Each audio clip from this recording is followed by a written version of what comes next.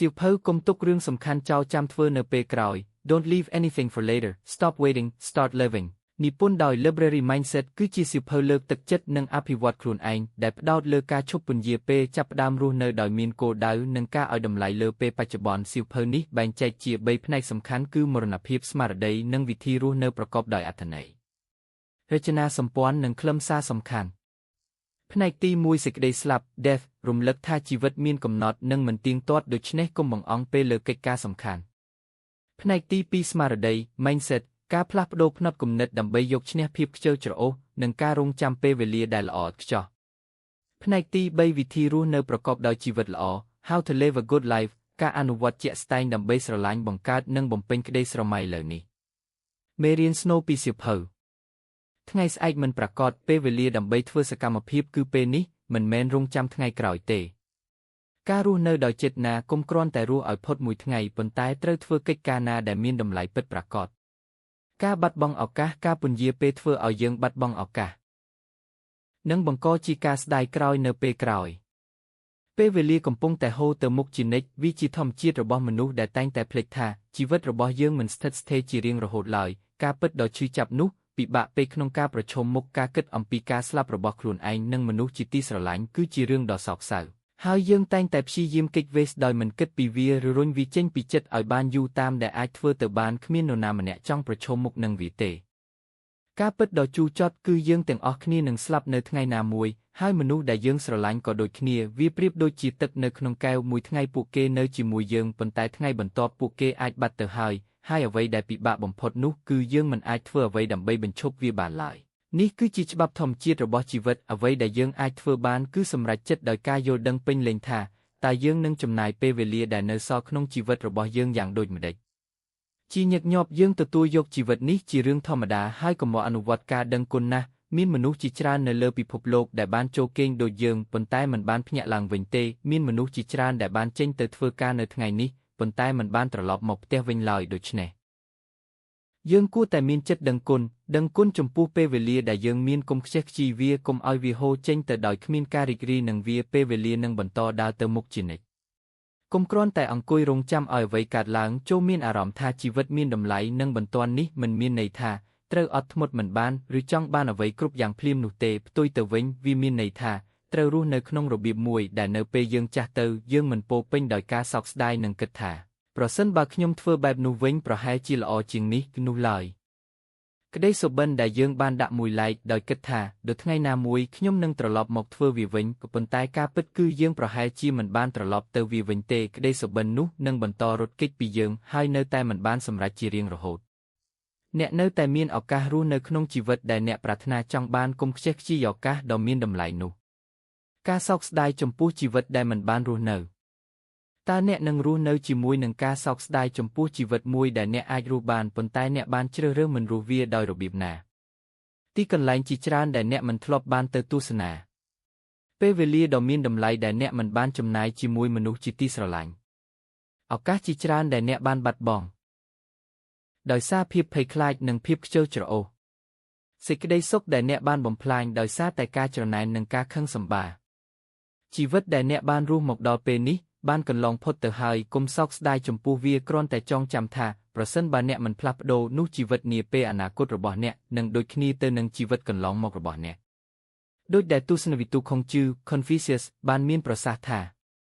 មនុស្សគ្រប់រូបមានជីវិតពីរហើយជីវិតទីពីរចាប់ផ្ដើមនៅពេលដែលគាត់ដឹងថាខ្លួនមានជីវិតតែមួយប៉ុណ្ណោះនៅពេលដែលយើងយល់ថាពេលវេលារបស់យើងមានកំណត់យើងនឹងចាប់ផ្ដើមរស់នៅដោយមានគោលបំណងចាប់យកឱកាសឲ្យតម្លៃចំពោះមនុស្សដែលយើងស្រឡាញ់និងបន្តដំណើរទៅរកក្តីសុបិនរបស់យើងដោយមិនទុកឲ្យការសោកស្ដាយក្លាយជារឿងដែលត្រូវយកទៅជាមួយនៅចុងបញ្ចប់នៃជីវិតរបៀបដែលសៀវភៅនេះនឹងជួយអ្នកចំណេះដឹងទាំងអស់នៅលើពិភពលោកនឹងមិនអាចជួយអ្នកបានទេប្រសិនបើអ្នកមិនសម្រេចចិត្តជួយខ្លួនឯងជាមុនសិនអ្នកត្រូវយល់ឲ្យបានច្បាស់អំពីចំណុចនេះប្រសិនបើអ្នកមិនផ្លាស់ប្ដូរអ្វីសោះនោះគ្មានអ្វីនឹងផ្លាស់ប្ដូរឡើយជីវិតរបស់អ្នកក៏នឹងមិនផ្លាស់ប្ដូរដែរលុះត្រាតែអ្នកសម្រេចចិត្តផ្លាស់ប្ដូរវាដោយខ្លួនឯងគោលបំណងនៃសៀវភៅនេះគឺដើម្បីធ្វើឲ្យអ្នកយល់ដឹងអំពីពេលវេលាដែលអ្នកនៅសល់និងរបៀបប្រើប្រាស់ពេលវេលានោះឲ្យមានតម្លៃដើម្បីរស់នៅក្នុងជីវិតមួយដែលប្រសើរជាងមុនសៀវភៅនេះត្រូវបានបែងចែកជា3ផ្នែកសំខាន់ 1. សេចក្តីស្លាប់ Death 2. ផ្នត់គំនិត mindset 3. របៀបរស់នៅឲ្យបានល្អ How to live a good life សៀវភៅនេះមានសរុប29ជំពូកនីមួយអាចអានដោយឡែកពីគ្នាបានដោយមិនចាំបាច់អានតាមលំដាប់ឡើយនៅក្នុងជំពូកទាំងនេះអ្នកនឹងបានជួបជាមួយរឿងរ៉ាវជាច្រើនបទពិសោធន៍ជាក់ស្ដែងសម្រង់ពាក្យដ៏មានអត្ថន័យនិងសកម្មភាពអនុវត្តជាក់លាក់ដែលអ្នកអាចយកទៅប្រើប្រាស់ក្នុងជីវិតប្រចាំថ្ងៃដើម្បីអភិវឌ្ឍខ្លួនឯងនិងធ្វើឲ្យជីវិតរបស់អ្នកកាន់តែប្រសើរឡើងផ្នែកទី1សេចក្តីស្លាប់ Death ចូលស្វែងរកអ្វីដែលអ្នកស្រឡាញ់ហើយអនុញ្ញាតឲ្យវាក្លាយជាអ្វីដែលធ្វើឲ្យអ្នកលះបង់ខ្លួនឯងទាំងស្រុងចំពោះវារបស់លោក Charles Bukowski 1. អ្នកមិនមានពេលវេលាច្រើនដូចដែលអ្នកគិតទេអ្នកចំណាយពេលពេញមួយជីវិតរបស់អ្នកក្នុងការប្រមូលផ្ដុំភ្ញៀវសម្រាប់ពិធីបុណ្យសពរបស់ខ្លួនឯងអ្នកនិពន្ធមិនស្គាល់ឈ្មោះ Unknown នៅថ្ងៃទី22ខែធ្នូឆ្នាំ1849អ្នកនិពន្ធដ៏ល្បីល្បាញ Fyodor Dostoevsky ត្រូវបានកាត់ទោសប្រហារជីវិតដោយក្រុមទាហានបាញ់សម្លាប់ប៉ុន្តែនៅវិនាទីចុងក្រោយមុនពេលគាត់ត្រូវបានបាញ់មានលិខិតមួយបានមកដល់ដែលបដូរទោសប្រហារជីវិតរបស់គាត់ទៅជាទោសនិរទេសខ្លួនវិញខាងក្រោមនេះគឺជាផ្នែកមួយនៃលិខិតដែលគាត់បានសរសេរទៅកាន់បងប្រុសរបស់គាត់ប៉ុន្មានម៉ោងបន្ទាប់ពីគាត់បានរួចផុតពីការប្រហារជីវិតបងប្រុសជាទីស្រឡាញ់ខ្ញុំមិនបានបាក់ទឹកចិត្តឬអស់សង្ឃឹមឡើយជីវិតនៅគ្រប់ទីកន្លែងគឺជាជីវិតស្ថិតនៅក្នុងខ្លួនយើងមិនមែននៅក្នុងអ្វីដែលនៅខាងក្រៅយើងទេខ្ញុំនឹងមានមនុស្សនៅជុំវិញខ្ញុំហើយការធ្វើជាមនុស្សម្នាក់ក្នុងចំណោមមនុស្សដទៃហើយរក្សាភាពជាមនុស្សនោះជារៀងរហូតដោយមិនបាក់ទឹកចិត្តឬដួលរលំចំពោះគ្រោះអកុសលណាមួយដែលអាចកើតឡើងនោះហើយគឺជាជីវិតនោះហើយគឺជាបេសកកម្មនៃជីវិតខ្ញុំបានយល់ច្បាស់អំពីរឿងនេះហើយគំនិតនេះបានជ្រាបចូលទៅក្នុងសាច់ឈាមនិងឈាមរបស់ខ្ញុំ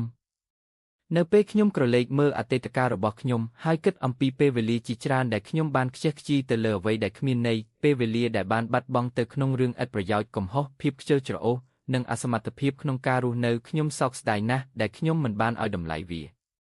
បេះដូងរបស់ខ្ញុំឈឺចាប់នៅពេលគិតថាខ្ញុំបានធ្វើខុសចំពោះបេះដូងនិងព្រលឹងរបស់ខ្ញុំជាច្រើនដងជីវិតគឺជាអំណោយជីវិតគឺជាសុភមង្គលរាល់នាទីអាចក្លាយជាអស់កល្បនីសុភមង្គលបានប្រសិនបើអ្នកមានសំណាងអ្នកប្រហែលជានៅសល់ពេលរស់នៅប្រហែល50ឆ្នាំទៀតត្រឹមតែ50ឆ្នាំប៉ុណ្ណោះអ្នកប្រហែលជាគិតថាវាជាពេលវេលាយូរប៉ុន្តែគ្រាន់តែប៉ព្រិចម្រាមដៃមួយវាក៏កន្លងផុតទៅហើយសូមក្រឡេកមើលទៅ5ឆ្នាំចុងក្រោយនៃជីវិតរបស់អ្នកតើវាកន្លងផុតទៅលឿនប៉ុណ្ណាប្រហែលជាអ្នកនៅសល់តែ10ឆ្នាំទៀតឬសូម្បីតែ1ខែប៉ុណ្ណោះតើនរណាដឹងអ្នកអាចស្លាប់នៅថ្ងៃស្អែកក៏ថាបានរឿងនេះមិនគួរធ្វើឲ្យអ្នកសោកសៅឡើយផ្ទុយទៅវិញវាគួរធ្វើឲ្យអ្នកដឹងគុណចំពោះអំណោយដ៏មានតម្លៃដែលអ្នកកំពុងកាន់នៅក្នុងដៃរបស់អ្នកជីវិតរបស់អ្នកកុំឲ្យវាចេញពីដៃដោយមិនបានប្រើប្រាស់វាឲ្យមានតម្លៃថ្ងៃនេះគឺជាថ្ងៃដែលអ្នកនៅក្មេងជាងគេបំផុតដែលអ្នកនឹងធ្លាប់មានបន្តិចម្ដងអ្នកនឹងចាស់ទៅសុខភាពរបស់អ្នកនឹងធ្លាក់ចុះថាមពលនិងភាពរស់រវើកនៃវ័យក្មេងនឹងរសាត់បាត់ទៅហើយថ្ងៃមួយអ្នកនឹងដេកនៅលើគ្រែចុងក្រោយនៃជីវិតដោយដឹងថាពេលវេលារបស់អ្នកជិតអស់ហើយនៅពេលនោះអ្នកប្រហែលជាប្រាថ្នាថាអ្នកគួរតែធ្វើរឿងជាច្រើនឲ្យខុសពីមុនអ្នកគួរតែចំណាយពេលច្រើនជាមួយគ្រួសារឬដើរតាមក្តីស្រមៃនិងចំណង់ចំណូលចិត្តរបស់ខ្លួនប៉ុន្តែពេលនោះវានឹងយឺតពេលពេកហើយអ្វីតែមួយគត់ដែលនៅសល់គឺការសោកស្ដាយឪពុកម្ដាយរបស់អ្នកនឹកអ្នកហើយប្រាថ្នាចង់ឲ្យអ្នកទូរស័ព្ទទៅពួកគាត់នៅថ្ងៃណាមួយអ្នកនឹងនឹកពួកគាត់វិញហើយប្រាថ្នាថាអ្នកអាចទូរស័ព្ទទៅពួកគាត់បាន Paul Graham រៀងរាល់ព្រឹកអ្នកភ្ញាក់ពីដំណេករៀងរាល់យប់អ្នកចូលគេងវិញអ្នកធ្វើបែបនេះជារៀងរាល់ថ្ងៃរហូតដល់ការពិតដែលថាអ្នកកំពុងចាស់ទៅនឹងស្លាប់នៅថ្ងៃណាមួយត្រូវបានបំភ្លេចចេញពីគំនិតរបស់អ្នកអ្នកបន្តស្រមៃចង់បានជីវិតផ្សេងអ្នកចង់ផ្លាស់ប្ដូរប៉ុន្តែទម្លាប់ប្រចាំថ្ងៃនិងទម្ងន់នៃជីវិតធម្មតាបានរារាំងអ្នកមិនឲ្យធ្វើអ្វីមួយឡើយអ្នកគិតថាអ្នកនៅសល់ពេលច្រើនប៉ុន្តែការពិតគឺអ្នកមានពេលតិចជាងដែលអ្នកគិតហើយលើសពីនេះទៅទៀតអ្នកមានរយៈពេលខ្លីណាស់សម្រាប់ធ្វើអ្វីដែលអ្នកពិតជាចង់ធ្វើទោះបីជាអ្នករស់ដល់អាយុ100ឆ្នាំក៏ដោយសមត្ថភាពក្នុងការធ្វើអ្វីនៅអាយុនោះនឹងមានកម្រិតខ្លាំងអ្នកមិនអាចនិយាយជាមួយឪពុកម្ដាយរបស់អ្នកបានទៀតទេព្រោះពួកគាត់ប្រហែលជាបានចាកចេញពីលោកនេះជាយូរមកហើយអ្នកមិនអាចធ្វើដំណើរដូចដែលអ្នកធ្លាប់ធ្វើបានទេអ្នកមិនអាចរីករាយនឹងជីវិតបានដូចពេលនេះឡើយដូច្នេះចូលធ្វើអ្វីដែលអ្នកចង់ធ្វើឥឡូវនេះចំណាយលុយរបស់អ្នកលើអ្វីដែលលុយអាចទិញបានចំណាយពេលវេលារបស់អ្នកលើអ្វីដែលលុយមិនអាចទិញបាន របស់លោក Haruki Murakami តើអ្នកសប្បាយចិត្តនឹងម្សិលមិញរបស់អ្នកទេសូមក្រឡេកមើលអ្វីដែលអ្នកបានធ្វើកាលពីម្សិលមិញសប្តាហ៍មុនឬខែមុនតើអ្នកពេញចិត្តនឹងវាដែរឬទេចូលចំណាយពេលវេលារបស់អ្នកតាមរបៀបដែលអ្នកចង់បានរស់នៅជាមួយមនុស្សដែលអ្នកស្រឡាញ់ធ្វើអ្វីដែលអ្នកស្រឡាញ់ទៅកន្លែងដែលអ្នកចង់ទៅប៉ុន្តែត្រូវដឹងជានិច្ចថាអ្វីទាំងអស់នេះនឹងមានទីបញ្ចប់វាមិនមែនជាសំណួរថាតើវានឹងបញ្ចប់ឬអត់នោះទេប៉ុន្តែវាគឺជាតើវានឹងបញ្ចប់នៅពេលណាប៉ុណ្ណោះវាមិនដែលយឺតពេលពេកទេនៅពេលដែល Julius Caesar មានអាយុ32ឆ្នាំគាត់បានឃើញរូបសំណាករបស់ Alexander the Great ហើយបានយំ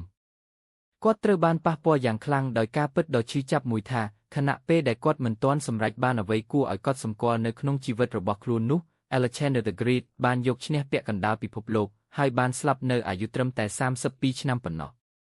គាត់បាននិយាយទៅកាន់មិត្តភ័ក្តិរបស់គាត់ថាតើអ្នកមិនគិតទេថាវាជារឿងគួរឲ្យសោកស្ដាយដែលនៅអាយុដូចខ្ញុំ Alexander បានក្លាយជាស្ដេចគ្រប់គ្រងប្រជាជនជាច្រើនរួចទៅហើយខណៈដែលខ្ញុំមិនទាន់សម្រេចបានជោគជ័យដ៏អស្ចារ្យណាមួយនៅឡើយប៉ុន្តែជីវិតរបស់ Julius Caesar មិនបានបញ្ចប់នៅទីនោះទេក្រោយមកគាត់បានក្លាយជាមេតបដ៏អស្ចារ្យបំផុតម្នាក់ក្នុងប្រវត្តិសាស្ត្រគាត់បានដណ្ដើមយកតំបន់ Gaul ដែលរួមមានប្រទេសបារាំង Belgique ស្វីសនិងផ្នែកខ្លះនៃប្រទេសអាល្លឺម៉ង់សព្វថ្ងៃនិងពង្រីកឥទ្ធិពលរបស់ចក្រភពរ៉ូមរហូតដល់មហាសមុទ្រអាត្លង់តិកអ្វីដែលគួរឲ្យចាប់អារម្មណ៍នោះគឺដំណើរដ៏អស្ចារ្យរបស់ Caesar បានចាប់ផ្ដើមនៅអាយុដែលដំណើររបស់ Alexander បានបញ្ចប់នេះគឺជាមេរៀនដ៏សំខាន់មួយសម្រាប់យើងទាំងអស់គ្នាវាមិនដែលយឺតពេលពេកឬឆាប់ពេកឡើយក្នុងការចាប់ផ្ដើមអ្វីមួយអ្នកអាចផ្លាស់ប្ដូរជីវិតរបស់អ្នកទាំងស្រុងនៅពេលណាក៏បានដែលអ្នកសម្រេចចិត្តធ្វើវាមិនដែលយឺតពេលពេកក្នុងការដើរតាមក្តីសុបិនរបស់អ្នកទេអ្នកមិនដែលចាស់ពេកក្នុងការផ្លាស់ប្ដូរខ្លួនឯងឡើយវាមិនដែលយឺតពេលពេកក្នុងការថែរក្សាសុខភាពរបស់អ្នកទេវាមិនដែលយឺតពេលពេកក្នុងការរៀនអ្វីថ្មីឬចាប់ផ្ដើមអ្វីថ្មីឡើយវាមិនដែលយឺតពេលពេកក្នុងការកែប្រែទិសដៅជីវិតរបស់អ្នកទេមនុស្សជាច្រើនចំណាយពេលគិតថាពួកគេចាស់ពេកហើយឬឱកាសបានកន្លងផុតទៅហើយប៉ុន្តែការពិតគឺដរាបណាអ្នកនៅមានដង្ហើមអ្នកនៅតែមានឱកាសចាប់ផ្ដើមជាថ្មីកុំឲ្យអតីតកាលកំណត់អនាគតរបស់អ្នកកុំឲ្យអាយុរបស់អ្នកក្លាយជាលេសកុំរងចាំពេលវេលាដែលល្អឥតខ្ចោះព្រោះពេលវេលានោះប្រហែលជាមិនមកដល់ទេចាប់ផ្ដើមឥឡូវនេះថ្ងៃមួយអ្នកនឹងអរគុណខ្លួនឯងដែលបានចាប់ផ្ដើមនៅថ្ងៃនេះជាងសោកស្ដាយដែលមិនបានចាប់ផ្ដើមពីមុន75ឆ្នាំនោះគឺជាពេលវេលាដែលអ្នកអាចមានប្រសិនបើអ្នកមានសំណាង75ឆ្នាំ75រដូវរងា75រដូវផ្ការីក75រដូវក្តៅនិង75រដូវស្លឹកឈើជ្រុះនៅពេលអ្នកមើលវាតាមរបៀបនេះវាមិនមែនជាពេលវេលាច្រើននោះទេមែនទេកុំខ្ជះខ្ជាយវាដកខ្លួនចេញពីការប្រកួតប្រជែងដ៏មីញឹកនៃជីវិតហើយបំភ្លេចរឿងរាក់និងរឿងមិនសំខាន់ដែលកំពុងកាន់កាប់ចិត្តនឹងជីវិតរបស់អ្នកត្រឡប់មកផ្ដោតលើអ្វីដែលពិតជាសំខាន់វិញរបស់លោក Eddie Murphy 2គ្រាប់កែវ 1000 A Thousand Marbles មនុស្សអាចស្លាប់តាំងពីអាយុ18ឆ្នាំប៉ុន្តែពិធីបុណ្យសពរបស់ពួកគេមិនត្រូវបានធ្វើរហូតដល់អាយុ75ឆ្នាំអ្នកនិពន្ធមិនស្គាល់ឈ្មោះ Unknown អាយុមធ្យមរបស់មនុស្សភាគច្រើនគឺប្រហែល75ឆ្នាំនោះស្មើនឹងប្រហែល3-900សប្តាហ៍ប៉ុណ្ណោះរៀងរាល់សប្តាហ៍ចំនួននេះកំពុងតែថយចុះហើយក្នុងចំណោមសប្តាហ៍ទាំងនោះមួយចំនួនធំក៏បានកន្លងផុតទៅរួចហើយសូមគិតមើលថាប្រសិនបើអ្នកមានអាយុ25ឆ្នាំអ្នកបានប្រើប្រាស់ជាង300សប្តាហ៍រួចហើយប្រសិនបើអ្នកមានអាយុ40ឆ្នាំអ្នកបានចំណាយជាងពាក់កណ្ដាលនៃពេលវេលាជីវិតរបស់អ្នកទៅហើយរៀងរាល់សប្តាហ៍ដែលកន្លងផុតទៅគឺមិនអាចយកត្រឡប់មកវិញបានឡើយលំហាត់អនុវត្តយកប្រអប់ថ្លាមួយហើយដាក់គ្រាប់កែវចូលទៅក្នុងនោះឲ្យស្មើនឹងចំនួនសប្តាហ៍ដែលអ្នកស្មានថានៅសល់ក្នុងជីវិតរបស់អ្នកបន្ទាប់មករៀងរាល់សប្តាហ៍ចូលយកគ្រាប់កែវមួយគ្រាប់ចេញហើយបោះវាចោលគ្រាប់កែវនីមួយតំណាងឲ្យមួយសប្តាហ៍នៃជីវិតរបស់អ្នកនៅពេលដែលអ្នកបោះវាចោលវាបាត់ទៅជារៀងរហូតអ្នកមិនអាចយកវាត្រឡប់មកវិញបានទេលំហាត់ដ៏សាមញ្ញនេះអាចជួយឲ្យអ្នកដឹងថាពេលវេលាគឺជាធនធានដែលមានកំណត់និងមានតម្លៃបំផុតរឿងនិទានហ្វេនដ៏ស្រស់ស្អាតមួយលោកអេគីដែលជាគ្រូសេនដ៏ល្បីល្បាញមានភាពឆ្លាតវៃតាំងពីនៅក្មេងគ្រូរបស់គាត់មានពែងតែមួយដ៏មានតម្លៃដែលជាវត្ថុបុរាណដ៏កម្រ ថ្ងៃមួយអេគីបានធ្វើឲ្យពេងនោះបែកដោយចៃដន្យហើយគាត់មានការព្រួយបារម្ភយ៉ាងខ្លាំងនៅពេលឮសំឡេងជើងរបស់គ្រូកំពុងដើរមកគាត់បានប្រមូលបំណែកពេងលាក់នៅពីក្រោយខ្នងពេលគ្រូមកដល់អេគីបានសួរថាហេតុអ្វីបានជាមនុស្សត្រូវតែស្លាប់គ្រូចាស់បានឆ្លើយថាវាជារឿងធម្មជាតិអ្វីទាំងអស់ត្រូវតែស្លាប់ហើយអ្វីនីមួយមានរយៈពេលរស់នៅរបស់វាបន្ទាប់មកអេគីបានយកបំណែកពេងដែលបែកចេញមកហើយនិយាយថាដល់ពេលដែលពេងរបស់លោកត្រូវស្លាប់ហើយចំណាយពេលជាមួយមនុស្សដែលអ្នកស្រឡាញ់ពេលវេលាដែលអ្នកមានជាមួយមនុស្សដែលអ្នកស្រឡាញ់គឺមានកំណត់មានមនុស្សជាច្រើនដែលមនុស្សជាទីស្រឡាញ់របស់ពួកគេមិនបានភ្ញាក់ពីដំណេកនៅថ្ងៃនេះទេមានមនុស្សជាច្រើនដែលមនុស្សជាទីស្រឡាញ់របស់ពួកគេបានចេញទៅធ្វើការប៉ុន្តែមិនបានត្រឡប់មកផ្ទះវិញឡើយកុំដែលទទួលយកពេលវេលាដែលអ្នកមានជាមួយនរណាម្នាក់ថាជារឿងធម្មតាអ្នកមិនអាចដឹងបានទេថាពេលណាជាលើកចុងក្រោយដែលអ្នកបានជួបឬនិយាយជាមួយមនុស្សម្នាក់ប្រសិនបើអ្នកចង់និយាយជាមួយនរណាម្នាក់កុំបង្អង់ពេលរឿងមួយដើម្បីរំលឹកយើងប្តីប្រពន្ធមួយគូមានកូនប្រុសអាយុ5ឆ្នាំម្នាក់ក្មេងប្រុសនោះតែងតែមានអារម្មណ៍ឯកោនិងខកចិត្តព្រោះគាត់កម្របានជួបឪពុកម្ដាយណាស់ពួកគេទាំងពីររវល់ជាមួយការងារហើយសូម្បីតែចុងសប្ដាហ៍ក៏តែងតែធ្វើដំណើរឬរវល់ដូចគ្នាថ្ងៃមួយក្មេងប្រុសបានសួរឪពុករបស់គាត់ថាប៉ាប្រាក់ខែប៉ាបានប៉ុន្មានឪពុកមានការភ្ញាក់ផ្អើលនិងមិនស្រួលចិត្តចំពោះសំណួរនោះគាត់ព្យាយាមបដូរប្រធានបទដើម្បីជៀសវាងការឆ្លើយតបប៉ុន្តែកូនប្រុសនៅតែទូចសួរម្ដងហើយម្ដងទៀតថាប៉ារកបានប៉ុន្មានក្នុង1ម៉ោងទីបំផុតឪពុកបានខឹងហើយឆ្លើយថា$20ក្នុង1ម៉ោងបន្ទាប់មកគាត់ក៏បិទទ្វារបន្ទប់យ៉ាងខ្លាំងក្មេងប្រុសបានរត់ទៅបន្ទប់របស់ខ្លួនហើយយកកូនជ្រូកសន្សំលុយរបស់គាត់មកបើកគាត់បានចាក់កាក់នឹងប្រាក់តូចទាំងអស់ដែលគាត់បានសន្សំទុកអស់រយៈពេលជាច្រើនឆ្នាំហើយចាប់ផ្ដើមរាប់វាបន្ទាប់ពីរាប់រួចគាត់បានរត់ទៅបន្ទប់ឪពុកវិញនៅពេលនោះឪពុកក៏ចាប់ផ្ដើមដឹងថាគាត់បានស្រែកដាក់កូនដោយមិនចាំបាច់កុមារមានធម្មជាតិចង់ដឹងចង់ឮហើយតែងតែសួរសំណួរដែលមិននឹកស្មានដល់នៅពេលកូនគោះទ្វារឪពុកបានបើកទ្វារឃើញកូនលើកដៃដែលកាន់លុយទៅមុខឪពុកបានសួរថានេះជាអ្វីដោយភ្នែកពោពេញដោយទឹកភ្នែកក្មេងប្រុសបាននិយាយថាប៉ានេះគឺ$20ខ្ញុំអាចទិញពេលវេលា1ម៉ោងពីប៉ាបានទេពាក្យសម្ដីដ៏សាមញ្ញនោះបានបង្ហាញការពិតដ៏ធំមួយមនុស្សដែលយើងស្រឡាញ់មិនត្រូវការលុយរបស់យើងច្រើនដូចដែលពួកគេត្រូវការពេលវេលារបស់យើងនោះទេ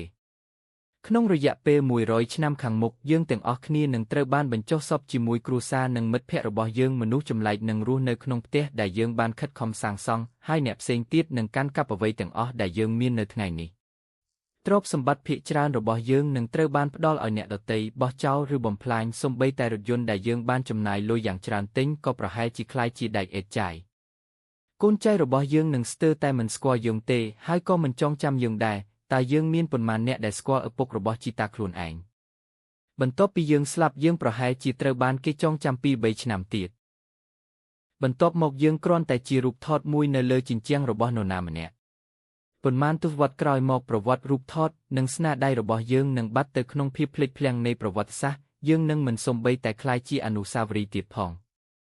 ប្រសិនបើយើងឈប់មួយភ្លែតហើយពិចារណាអំពីរឿងនេះប្រហែលជាយើងនឹងយល់ថា95%នៃរឿងដែលធ្វើឲ្យយើងព្រួយបារម្ភរាល់ថ្ងៃគឺគ្មានន័យសោះ3ការវិលត្រឡប់ជារៀងរហូត Eternal Recurrence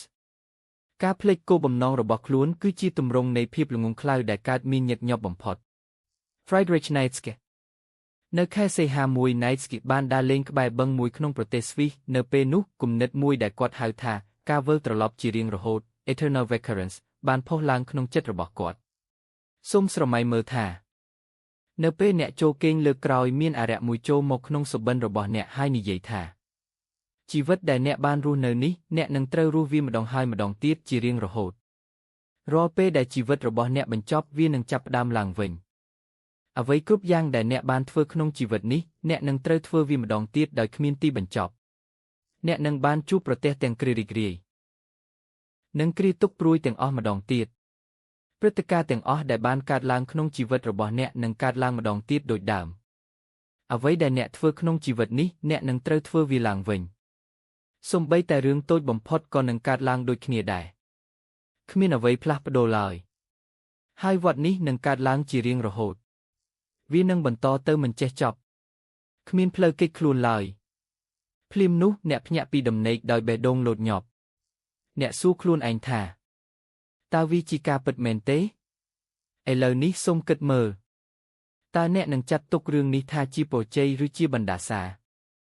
នេះគឺជាការពិសោធន៍ផ្នែកគំនិត thought experiment មួយវាជាវិធីថ្មីមួយក្នុងការមើលជីវិតនិងពិនិត្យមើលសកម្មភាពរបស់អ្នកពីមុំមើលផ្សេងប្រសិនបើរាល់សកម្មភាពដែលអ្នកធ្វើថ្ងៃនេះត្រូវធ្វើម្ដងហើយម្ដងទៀតអស់កលឹបជានិច្ចនោះរាល់ជម្រើសរបស់អ្នកសុទ្ធតែមានអត្ថន័យដ៏ធំធេងអ្នកមិនមែនកំពុងធ្វើវាតែម្ដងទេអ្នកកំពុងធ្វើវាជារៀងរហូត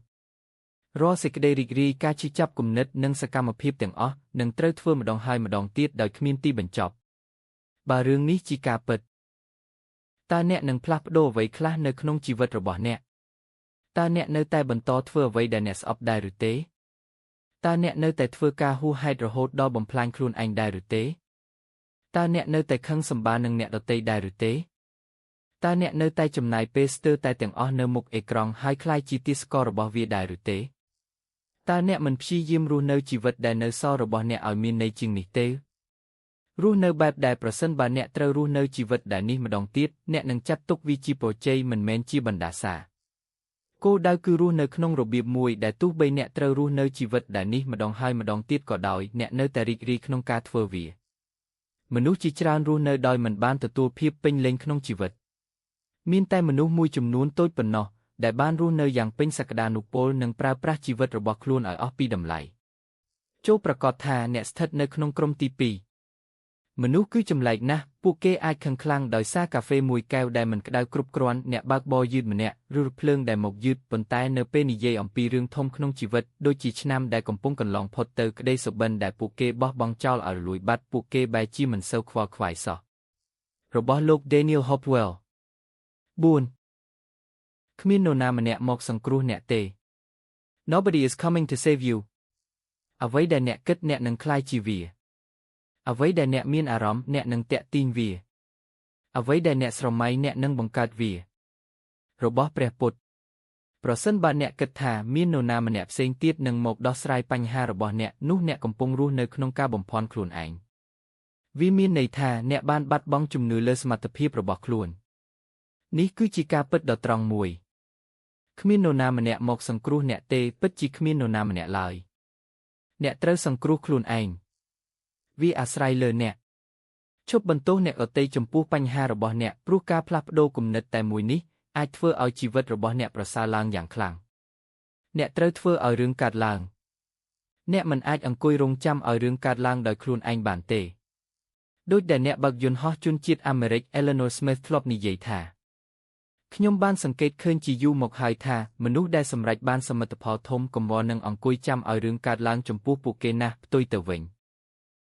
ពួកគេចេញទៅបង្កើតឲ្យរឿងកើតឡើងដោយខ្លួនឯងនេះជាការពិតដែលមនុស្សជាច្រើនមិនចង់ទទួលស្គាល់មនុស្សភាគច្រើនមិនបានខ្វល់ខ្វាយអំពីជីវិតរបស់អ្នកដូចដែលអ្នកគិតនោះទេប្រហែលជាមានមនុស្សមួយចំនួនតូចដែលស្រឡាញ់និងយកចិត្តទុកដាក់ចំពោះអ្នកប៉ុន្តែលើសពីនោះទៅទៀតមនុស្សភាគច្រើនកំពុងរវល់ជាមួយជីវិតនិងបញ្ហារបស់ពួកគេផ្ទាល់ដូច្នេះកាន់តែឆាប់ដែលអ្នកយល់ថាជីវិតរបស់អ្នកស្ថិតនៅក្នុងដៃរបស់អ្នកនោះកាន់តែល្អការមានសុខភាពល្អគឺជាការទទួលខុសត្រូវរបស់អ្នកការក្លាយជាមនុស្សមានទ្រព្យសម្បត្តិគឺជាការទទួលខុសត្រូវរបស់អ្នកការអភិវឌ្ឍចំណេះដឹងនិងប្រាជ្ញាគឺជាការទទួលខុសត្រូវរបស់អ្នកការក្លាយជាមនុស្សមានសុភមង្គលក៏ជាការទទួលខុសត្រូវរបស់អ្នកដែរគ្មាននរណាម្នាក់នឹងឈឺចាប់ជំនួសអ្នកទេប្រសិនបើអ្នកកំពុងរស់នៅក្នុងជីវិតដ៏វេទនាដូច្នេះវាអាស្រ័យលើអ្នកក្នុងការធ្វើអ្វីមួយដើម្បីផ្លាស់ប្ដូរវាអ្នកនឹងមានតែអ្នកប៉ុណ្ណោះដែលទទួលខុសត្រូវចំពោះជីវិតរបស់ខ្លួនមិនមែនអ្នកដទៃឡើយអ្នកដែលបោះបង់អ្នកចោលនៅកណ្ដាលមហាសមុទ្រគ្មានសិទ្ធិដឹងថាត្រីឆ្លាមបានធ្វើអ្វីខ្លះចំពោះអ្នកឬអ្នកបានតស៊ូហែមកដល់ច្រាំងដោយរបៀបណានោះទេមិនស្គាល់អ្នកនិពន្ធ 5. ផ្លាស់ប្ដូរជីវិតរបស់អ្នកក្នុងមួយយប់ Change your life in one night ចូលរស់នៅ1ម៉ោងម្ដងមិនមែន1ថ្ងៃម្ដងទេតើអ្នកនឹងសម្រេចអ្វីខ្លះក្នុង1ម៉ោងបន្ទាប់ Frank Zane នៅពេលដែល Quentin Tarantino មានអាយុ17ឆ្នាំគាត់បានផ្លាស់ទៅរស់នៅទីក្រុង Los Angeles ដោយមានក្តីសុបិនចង់ក្លាយជាអ្នកផលិតភាពយន្តគាត់បានធ្វើការនៅហាងជួលវីដេអូមួយឈ្មោះ Video Archives នៅពេលនោះគាត់មិនទាន់ផលិតភាពយន្តណាមួយឡើយផ្ទុយទៅវិញគាត់ចំណាយពេលមើលភាពយន្តនិងជែកអំពីភាពយន្តជារៀងរាល់ថ្ងៃជីវិតរបស់គាត់មានភាពសុខស្រួលគ្រប់គ្រាន់គាត់ធ្លាប់និយាយថាការងារនោះបានធ្វើឲ្យមហិច្ឆតារបស់ខ្ញុំដេកលក់ព្រោះខ្ញុំមានអារម្មណ៍ថាសប្បាយចិត្តគ្រប់គ្រាន់ហើយឆ្នាំកន្លងផុតទៅគាត់ជិតឈានចូលអាយុ25ឆ្នាំហើយជិត8ឆ្នាំបានកន្លងទៅចាប់តាំងពីគាត់ផ្លាស់មករស់នៅ Los Angeles យប់មួយ Quentin បានសង្កេតឃើញការផ្លាស់ប្ដូរមួយនៅក្នុងមិត្តរួមផ្ទះរបស់គាត់ឈ្មោះ Stevie ដែលមានអាយុច្រើនជាងគាត់ប្រហែល5ឆ្នាំនិងកំពុងឈានចូលវ័យ30ឆ្នាំ Stevie ចាប់ផ្ដើមក្លាយជាមនុស្សជូរចត់និងមិនពេញចិត្តនឹងជីវិតគាត់បានត្អូញត្អែនិងនិយាយថា Quentin អើយនៅអាយុ20ឆ្នាំខ្ញុំធ្វើការនៅ South Bay Saint Mess ហើយខ្ញុំបានដើរលេងជាមួយមនុស្សដូចអ្នកបន្ទាប់មកខ្ញុំធ្វើការនៅ Miller's Outpost អស់4ឆ្នាំហើយនៅតែដើរលេងជាមួយមនុស្សដូចអ្នកបន្ទាប់មកខ្ញុំធ្វើការនៅ Licorice Pizza អស់4ឆ្នាំទៀតជាមួយមនុស្សដូចអ្នកខ្ញុំបានខ្ជះខ្ជាយជីវិតរបស់ខ្ញុំដោយគ្រាន់តែដើរលេងជាមួយមនុស្សដូចអ្នកពាក្យទាំងនេះបានធ្វើឲ្យ Quentin ចាប់ផ្ដើមគិតអំពីជីវិតរបស់ខ្លួនគាត់បានដឹងថារហូតមកដល់ពេលនោះគាត់មិនទាន់សម្រេចបានអ្វីដែលសំខាន់នៅក្នុងជីវិតឡើយដូច្នេះដើម្បីកុំឲ្យខ្លួនឯងក្លាយជាមនុស្សជូរចត់និងសោកស្ដាយនៅវ័យ30ឆ្នាំដូច Stevie គាត់បានអង្គុយភ្ញាក់ពេញមួយយប់គាត់បានសរសេររាល់អ្វីដែលខុសនៅក្នុងជីវិតរបស់ខ្លួននិងចំណាយពេល2ម៉ោងគិតរកដំណោះស្រាយយប់នោះបានផ្លាស់ប្ដូរទិសដៅជីវិតរបស់គាត់ទាំងស្រុងប៉ុន្មានខែក្រោយមកគាត់បានលាឈប់ពីការងារហើយផ្លាស់ទៅរស់នៅជិតតំបន់ Hollywood ដែលជាកន្លែងផលិតភាពយន្តនៅទីនោះគាត់បានជួបអ្នកនិពន្ធជាច្រើនដែលបានណែនាំគាត់ឲ្យស្គាល់អ្នកនិពន្ធផ្សេងទៀតក្នុងរយៈពេលត្រឹមតែ18ខែគាត់អាចរកចំណូលពីការសរសេរបានក្រោយមកគាត់បានដឹកនាំភាពយន្ត Pulp Fiction ដែលទទួលបានជោគជ័យយ៉ាងខ្លាំងគាត់បានដឹកនាំភាពយន្តសរុប9រឿងហើយភាពយន្តរបស់គាត់រកចំណូលបានជាង 1.9 ពាន់លានដុល្លារនៅទូទាំងពិភពលោកលំហាត់សម្រាប់អ្នកចាប់យកប៊ិចនិងក្រដាសមួយសន្លឹកសរសេរចម្លើយដោយស្មោះត្រង់ចំពោះសំណួរទាំងពីរខាងក្រោម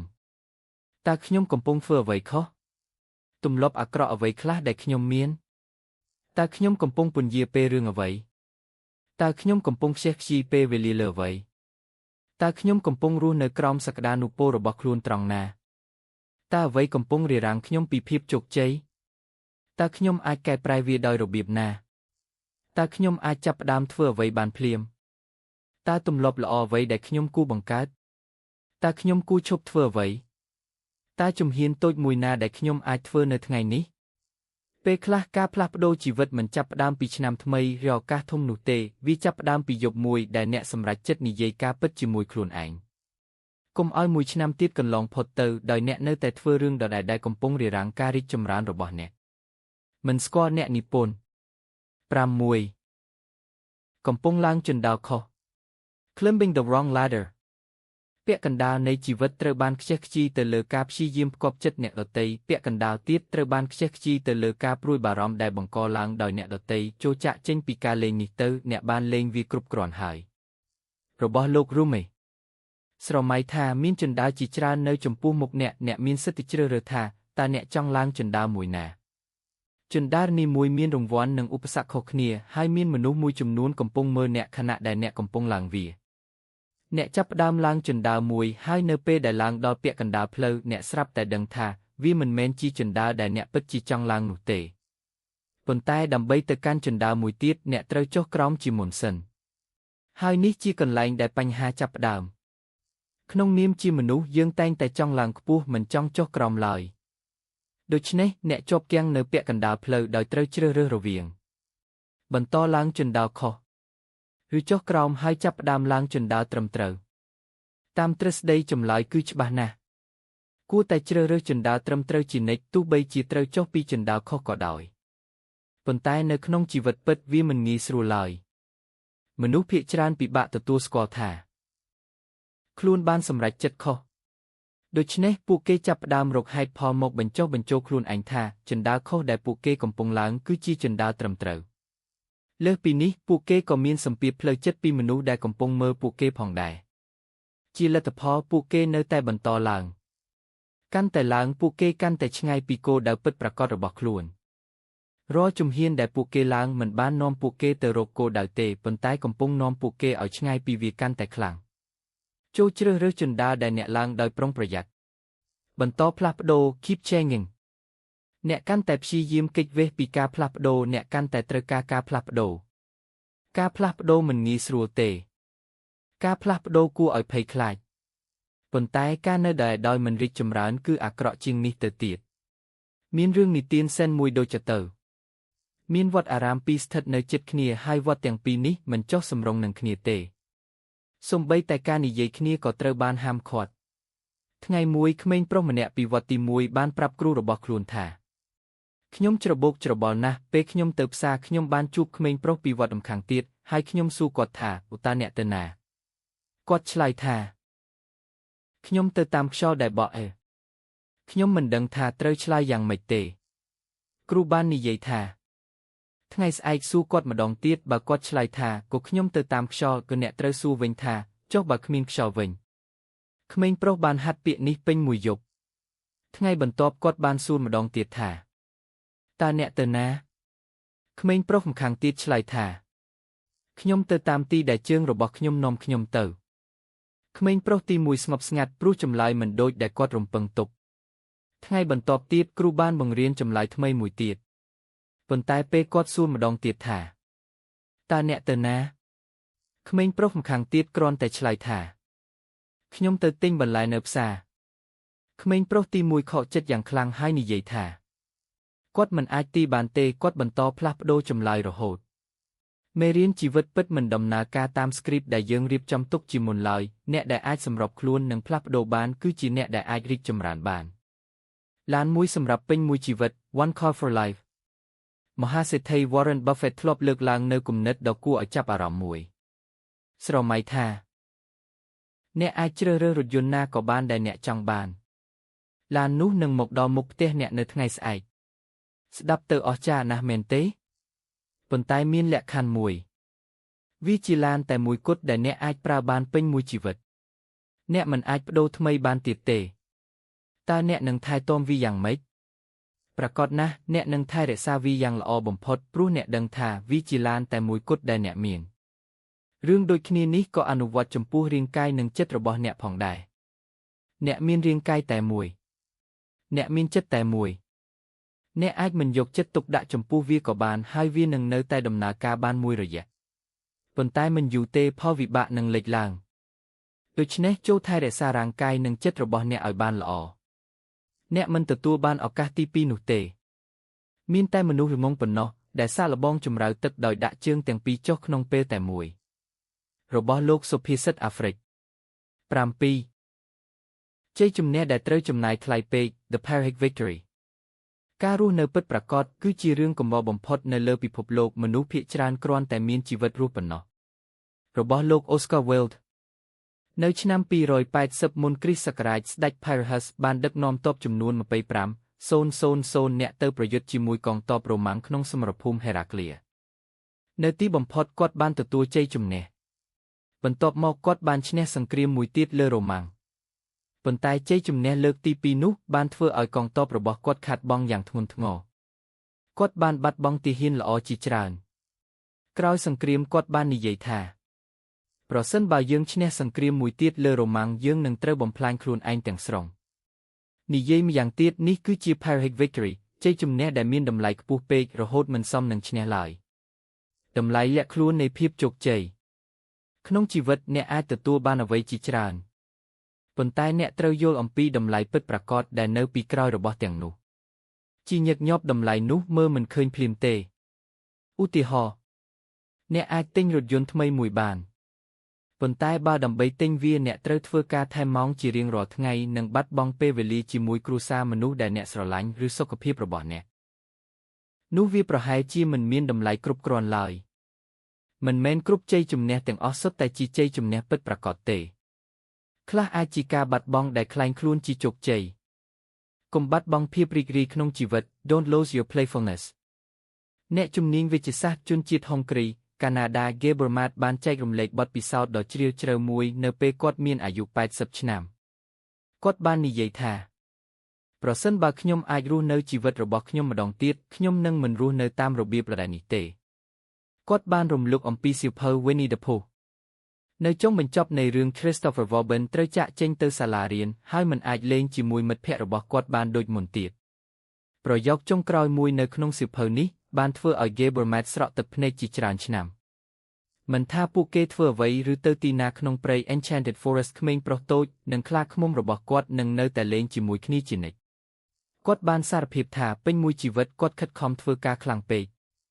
គាត់មានអារម្មណ៍ថាត្រូវតែបង្ហាញថាខ្លួនមានតម្លៃនិងមានសារៈសំខាន់ដោយសារតែការខិតខំប្រឹងប្រែងហួសហេតុនោះគាត់បានខកខានពេលវេលាជាច្រើនជាមួយកូនភរិយានិងគ្រួសារគាត់បានដឹងថា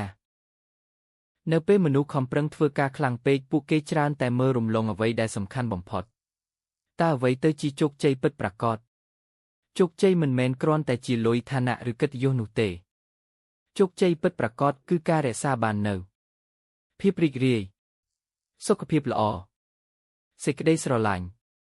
ពេលវេលាជាមួយគ្រួសារសន្តិភាពផ្លូវចិត្តភាពជាខ្លួនឯងបើអ្នកទទួលបានអ្វីមួយប៉ុន្តែបាត់បង់អ្វីទាំងនេះទៅវិញនោះអ្នកគួរសួរខ្លួនឯងថាតើវាពិតជាជ័យជំនះមែនឬខ្ញុំធ្លាប់ស្រឡាញ់ផ្កាមួយខ្លាំងណាស់ជំនួសឲ្យការបេះវាខ្ញុំបានទុកវាឲ្យរីកស្រស់នៅកន្លែងរបស់វារបស់លោកអូសូផ្នែកទី2ផ្នត់គំនិត Mindset ខ្ញុំតែងតែឆ្ងល់ថាហេតុអ្វីបានជាសត្វស្លាបនៅតែរស់នៅកន្លែងដដែលខណៈពេលដែលពួកវាអាចហោះហើរទៅគ្រប់ទីកន្លែងលើផែនដីបានបន្ទាប់មកខ្ញុំក៏សួរខ្លួនឯងនៅសំណួរដូចគ្នានេះដែររបស់លោក Horan Yahya 8 Paradox តំបន់ Beta The Region Beta Paradox ផ្ទះរបស់ Hayes មានរន្ធលើដំបូលគាត់មិនដែលជួសជុលវាទេព្រោះនៅថ្ងៃភ្លៀងវាសាំពេកមិនអាចធ្វើការបានហើយនៅថ្ងៃមានពន្លឺថ្ងៃវាក៏មិនចាំបាច់ជួសជុលដែររបស់លោក Richard Scar មានរឿងប្រៀបធៀបដ៏ល្បីមួយអំពីកង្កែប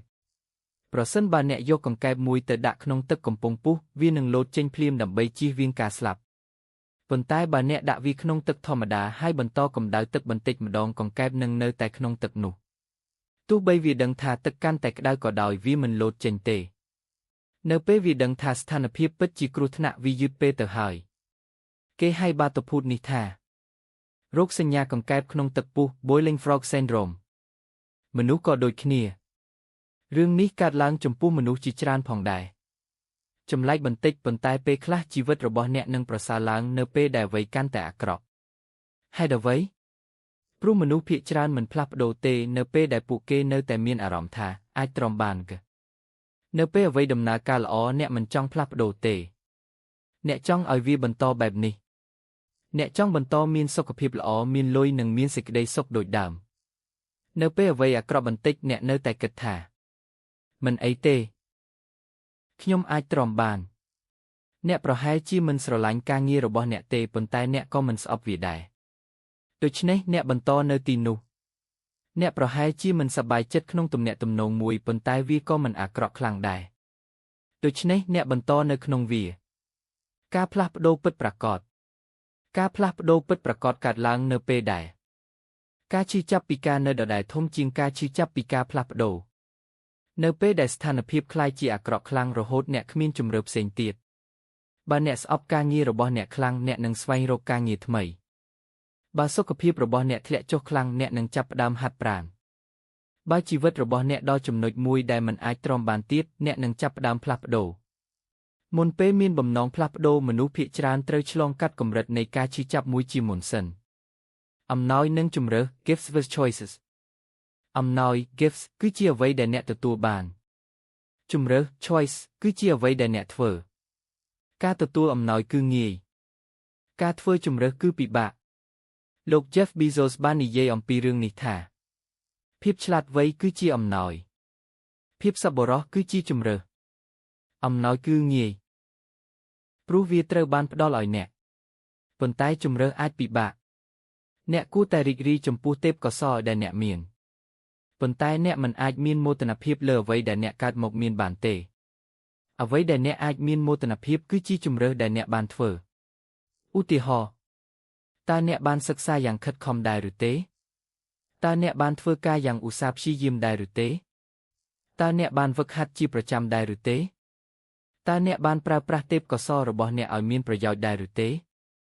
นู่หายจีเรื่องได้กู้เอามีนโมตนาเพียบตาขยมอาจบรรทุกชอจมปูพี่ประเยใหญ่ได้วีบ้านบังกอลางบ้านอย่างโดยไม่ได้บักขยมจีเนี่ยบักบังอูดได้ครูนเองมันสกอเนี่ยนิปนปรามบูนการแบ่งใจกระเวียงเอาไว้ได้อาจกรุบกรงบานนึ่งเอาไว้ได้มันอาจกรุบกรงบาน the dichotomy of control ขมิ้นเอาไว้อาจบ่มพลายเนี่ยบานลื่นจิงกุมเน็ตระบเนี่ยตัวหนุเตกุมตานตั้งจมปูเรื่องได้สถิตในกลายการกรุบกรงระบเนี่ยมันสกอเนี่ยนิปนการปลุยบารมพิจารณาในขนมชีวิตระบอบยืงการล้างปีบ่มนองปรารถนาจังกรุบกรงเอาไว้ได้ปิดจีมันสถิตในกรอมการกรุบกรงระบอบยืงปรุนตีมวยหนึ่งปรุนตีปีทั้งไงมวยเปรียบพุทธบานสู้เสมเนะระบอบเปรียองธาเพราะเส้นบามนุษย์เนะเตอปรุนบันตาวิชิจับได้หรือเตเสบานงกบาลธาบาดบรรทบมอกเปรียบพุทธบานสู้บรรทอธาเพราะเส้นบากอดเตอปรุนตีปีบันบรรแทนตีดตาวิชิจับคลังจิงมนได้หรือเตเสก็ชลายธาบาดมาดองตีดเปรียบพุทธบานปุญโยธาขนมชีวิตยื่งมันอาจกรุบกรงปรุนตีมวยบานจินในเตปนตายปรุนตีปีคือจีปฏิกรรมระบอบยื่งจมพูปรุนตีมวยให้ปรุนตีปีนุคือจีจุมเรตาไว้คลาสถัดกรอมการกรุบกรงระบอบเนี่ยอาจกรุบกรงบานกุมนึดระบอบเนี่ยสกรรมพิบระบอบเนี่ยการสำรัจจิตระบอบเนี่ยอากับเกริเยระบอบเนี่ยการชลายตอบระบอบเนี่ยจมพูปัญหาปนตายเนี่ยมันอาจกรุบกรงบานเตเอาไว้ได้เนี่ยเอาเตยกิดอัมปีเนี่ยอารมณ์ระบอบเนี่ยเอาเตยจมพูเนี่ยอาเตตกาวอากาศทิศพฤติการจิจรานได้การล้างในขังกลายคลุนเนี่ยบานเนี่ยมันอาจพลับโดเวียบานบาเรื่องนามวยปิดจิสถัดในกลายการกรุบกรงระบอบเนี่ยนูวีกู้แต่สถัดในกลายกุมเน็ตระบอบเนี่ยผ่องได้เอาไว้ได้เนี่ยมันอาจพลับโดบานมันกู้มีนอำนาจหมกเลยชีวิตระบอบเนี่ยลอยวิมันกู้มีนอำนาจเฟื่ออ่อยเนี่ยซอกเศร้าขังเพยคลายท็อปบารอมบานเนี่ยอาจเฟื่อไว้มวยอมปีเวียบานโจเฟื่อเวียบานเนี่ยมันอาจเฟื่อไว้บานโจเลงปรุยอมปีเวียเพียบตุยคณีได้เตาปรงประหยัด the paradox ตู้จีอย่างน้ามีนจำนวนสำคัญมวยได้เตาประหยัดเปคลามนุษย์ปราเปียธาวิมันสถิตในกรอมการกรุบกรงระบบขยมเตกรอนแต่ดำใบเก็กเวปีกาตัวขอเตาผู้เกปราวีจิเลมันแมนจีปรัชญาเตเจสไดมีนเรื่องจีจรานได้สถิตกรอมอธิประบอบยืงตู้ใบจียืงมันอาจกรุบกรงเวียบานมวยรอยก็ดอยอุติหอสุขภาพเนี่ยมันอาจกรุบกรงสุขภาพระบอบเนี่ยบ้านแต่งสรองเตปนใต้สกรรมภาพระบอบเนี่ยมีนอธิปอย่างคลั่งเตเลวีอาหาได้แนะยำกาหับปรานกาเกงกากรุบกรงสเตรสุดแต่ปะปอดอสุขภาพระบอบเนี่ยโดยเฉพาะกรมนิยายธาขยมมันอาจเฟื่อไว้บานเตเนเป้ได้เนี่ยปิดจีอาจเฟื่อไว้มวยบานสมอตรองจีมวยคลูนเองกลมบอกปรักคลูนเองกลมปรับคลูนเองธาเอาไว้มวยมันสถิตในขนมการกรุบกรงระบอบเนี่ยเนเป้ได้วีปิดจีสถิตในขนมการกรุบกรงระบอบเนี่ยให้ก็กลมจำนายทำโปเลอร์ไว้ได้เนี่ยมันอาจกรุบกรงบ้านผ่องได้ปรัชญาปิดประกอบคือการดังปีเพียบโคกนีระเวียงเรื่องแต่งปีนี้ดอกอัมพีกาจรนัยหนึ่งกาอ่อนเจ็ด on jealousy and resentment มีเรื่องนิตินจ้ามวยระบอบรูซีอัมพิกเซกรมเนี่ยได้บ้านรกเคยจังกิงเวทมนต์กอดบ้านจูดเวียให้มีนเตบมวยบ้านเหล็กลางโดยสัญญาท่านังบ่มเป็นบ่มนองปรารถนามวยอ่อยกอดกาเซกอเกิดมวยสันตุให้บรรทบมกนิยัยท่าก็เนี่ยจิตข้างระบอบขยมมีนโกมวยกบาขยมมันมีนโกเตขยมส้มอ่อยโกระบอบเนี่ยจิตข้างขยมสลับเตยจ่อระบอบโลกพีเตอร์บิเวลลี่การจรนัยเพื่ออ่อยบัดบองสิกได้ซก jealousy and contentmentมนุษย์ได้จรนัยนั่งเอาไว้ได้เนี่ยเราเตยมีนมันอาจมีสิกได้ซกหรือเป็นเจ็ดจีมวยเอาไว้ได้คลูนมีนลายการจรนัยคือชีวิตที่มวยได้ที่นิทานนั่งน้อมเนี่ยแต่รกชีวิตได้ขมิ้นสิกได้ซกปรุในขนมชีวิตแต่งแต่มีนโนนามันเนี่ยได้มีนจรานจริงเนี่ยแต่งแต่มีนโนนามันเนี่ยมีนตรบสมบัติจรานจริงเนี่ยฉลาดจริงเนี่ยมีนสิกได้ซกจริงเนี่ยสรอสอาดจริงเนี่ยมีนสุขภาพละออจริงเนี่ยนี่คือจีการปิดในชีวิตแต่งแต่มีนมนุษย์มันเนี่ยได้มีนเอาไว้จรานจริงเนี่ยปนใต้เอาไว้ได้เนี่ยเตยมีนมันกู้มีนอำนาจหมกปะปอดอลอารมณ์นึงชีวิตระบอบเนี่ยลายเนี่ยมันกู้สอกเศร้า ដោយសារតែអ្នកដទៃមានអ្វីដែលអ្នកមិនមានទេជីវិតរបស់អ្នកមិនត្រូវបានវាស់តម្លៃដោយការប្រៀបធៀបជាមួយអ្នកដទៃឡើយរឿងនិទានអំពីត្រីវេទមន្តមានភូមិក្រីក្រមួយដែលបុរសក្រីក្រម្នាក់បានរកឃើញត្រីវេទមន្តដែលអាចនិយាយបានត្រីនោះបានប្រាប់គាត់ថាវាអាចបំពេញបំណងប្រាថ្នាមួយឲ្យគាត់បុរសនោះសប្បាយចិត្តខ្លាំងណាស់ហើយចាប់ផ្ដើមគិតពីជម្រើសរបស់គាត់ប្រហែលជាគាត់ចង់បានប្រាសាទមួយឬប្រហែលជាមាស 1000 ដុំ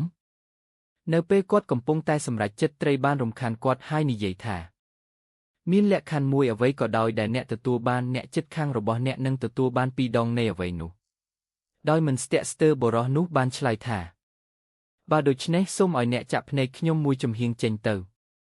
រឿងនេះបង្ហាញថាមនុស្សដែលពោពេញដោយការច្រណែនពេលខ្លះមិនចង់ឲ្យខ្លួនឯងបានល្អឡើងទេពួកគេគ្រាន់តែមិនចង់ឲ្យអ្នកដទៃល្អជាងខ្លួនប៉ុណ្ណោះប្រសិនបើអ្នកអាចអង្គុយស្ងៀមបន្ទាប់ពីទទួលដំណឹងអាក្រក់ប្រសិនបើនៅពេលស្ថានភាពហិរញ្ញវត្ថុធ្លាក់ចុះអ្នកនៅតែស្ងប់ស្ងាត់ប្រសិនបើអ្នកអាចមើលអ្នកជិតខាងរបស់អ្នកធ្វើដំណើរទៅកន្លែងដ៏អស្ចារ្យដោយគ្មានអារម្មណ៍ច្រណែនប្រសិនបើអ្នកអាចញ៉ាំអ្វីដែលដាក់នៅលើចានរបស់អ្នកដោយសប្បាយចិត្តប្រសិនបើអ្នកអាចគេងលក់បន្ទាប់ពីថ្ងៃដ៏មីញឹកដោយមិនចាំបាច់ផឹកថ្នាំឬអ្វីជំនួយប្រសិនបើអ្នកអាចរកឃើញភាពពេញចិត្តនៅកន្លែងដែលអ្នកកំពុងស្ថិតនៅអ្នកប្រហែលជាសាច់ឆ្កែមួយរបស់លោក Jack Cornfield 11វាជារឿងអំពីអាទិភាព It's about priorities នៅពេលដែលអ្នកសម្រេចចិត្តថាអ្នកចង់បានអ្វីដែលល្អប្រសើរសម្រាប់ខ្លួនឯងសកលលោកទាំងមូលនឹងចាប់ផ្ដើមផ្លាស់ប្ដូរដើម្បីគ្រប់គ្រងអ្នកមិនស្គាល់អ្នកនិពន្ធអ្វីដែលអ្នកពិតជាចង់បានមានបុរសម្នាក់បានទៅជួប Mozart ហើយសួរគាត់ថាតើត្រូវសរសេរបទភ្លេង Symphony យ៉ាងដូចម្តេច Mozart បានឆ្លើយថាអ្នកនៅក្មេងពេកក្នុងការសរសេរ Symphony បុរសនោះបានតបថាប៉ុន្តែអ្នកបានសរសេរ Symphony នៅអាយុ10 ឆ្នាំហើយខណៈដែលខ្ញុំមានអាយុ21ឆ្នាំ Mozart បានឆ្លើយតបថាមែនហើយប៉ុន្តែខ្ញុំមិនបានដើរទៅសួរអ្នកដទៃថាត្រូវធ្វើវាយ៉ាងដូចម្តេចទេប្រសិនបើអ្នកពិតជាចង់ធ្វើអ្វីមួយអ្នកនឹងរកវិធីធ្វើវាមិនមែនអំពីថាអ្នកអាចធ្វើបានឬអត់ទេវាគឺអំពីថាតើអ្នកពិតជាចង់បានវាខ្លាំងប៉ុណ្ណាសំណួរមួយដែលអ្នកត្រូវសួរខ្លួនឯងហើយឆ្លើយដោយស្មោះត្រង់បំផុតគឺតើអ្វីជាអាទិភាពរបស់ខ្ញុំអាទិភាពរបស់អ្នកគឺអ្វីមនុស្សម្នាក់មានអាទិភាពខុសគ្នាក្នុងជីវិតសម្រាប់មនុស្សខ្លះអាទិភាពគឺរស់នៅដោយភាពសប្បាយរីករាយមានទ្រព្យសម្បត្តិច្រើនមានសុខភាពល្អមានទំនាក់ទំនងល្អជាមួយមនុស្សដែលខ្លួនស្រឡាញ់អភិវឌ្ឍខ្លួនឯងដូច្នេះសួរខ្លួនឯងថាតើអ្វីជារឿងសំខាន់បំផុតសម្រាប់ខ្ញុំអ្នកអាចទទួលបានអ្វីដែលអ្នកពិតជាចង់បានអ្នកអាចក្លាយជាអ្នកមានប្រសិនបើអ្នកពិតជាចង់បានវាអ្នកអាចមានសុខភាពល្អប្រសិនបើអ្នកដាក់វាជាអាទិភាពវាទាំងអស់ចាប់ផ្ដើមពីការកំណត់អាទិភាពត្រឹមត្រូវសកលលោកជួយអ្នកដែលជួយខ្លួនឯងសកលលោកជួយអ្នកដែលត្រៀមខ្លួនជួយខ្លួនឯងអ្នកដែលចង់បានអ្វីមួយពីបាតបេះដូងនឹងបង្ហាញវាតាមរយៈសកម្មភាពរបស់ពួកគេសកលលោកមិនផ្ដល់រង្វាន់ដល់មនុស្សដែលមានតែពាក្យប៉ុន្តែមិនមានសកម្មភាពឡើយពាក្យរបស់អ្នកត្រូវតែស្របជាមួយសកម្មភាពរបស់អ្នកបើអ្នកនិយាយថាខ្ញុំចង់មានសុខភាពល្អប៉ុន្តែអ្នកមិនថែរក្សារបបអាហារមិនហាត់ប្រាណនិងមិនថែខ្លួននោះបំណងប្រាថ្នានោះមិនអាចក្លាយជាការពិតបានទេកុំពឹងផ្អែកតែលើការលើកទឹកចិត្ត Don't rely on motivation អ្នកមិនអាចពឹងផ្អែកតែលើការលើកទឹកចិត្តដើម្បីផ្លាស់ប្ដូរជីវិតរបស់អ្នកបានទេការលើកទឹកចិត្តមិនស្ថិតស្ថេរជារៀងរហូតឡើយមានចំណុចមួយដែលអ្នកត្រូវយល់គ្មាននរណាម្នាក់ចង់រស់នៅក្នុងជីវិតដែលពោពេញដោយការឈឺចាប់និងការមិនពេញចិត្តឡើយពេលខ្លះអ្នកនឹងមានអារម្មណ៍ថាចង់ផ្លាស់ប្ដូរជីវិតទាំងស្រុងអ្នកប្រហែលជាចង់មានសុខភាពល្អជាងមុនចំណាយពេលច្រើនជាមួយមនុស្សដែលអ្នកស្រឡាញ់ចាប់ផ្ដើមគម្រោងក្នុងក្តីសុបិនឈប់ទម្លាប់អាក្រក់កែលម្អខ្លួនឯងអ្នកមានកម្លាំងចិត្តហើយចាប់ផ្ដើមផ្លាស់ប្ដូរ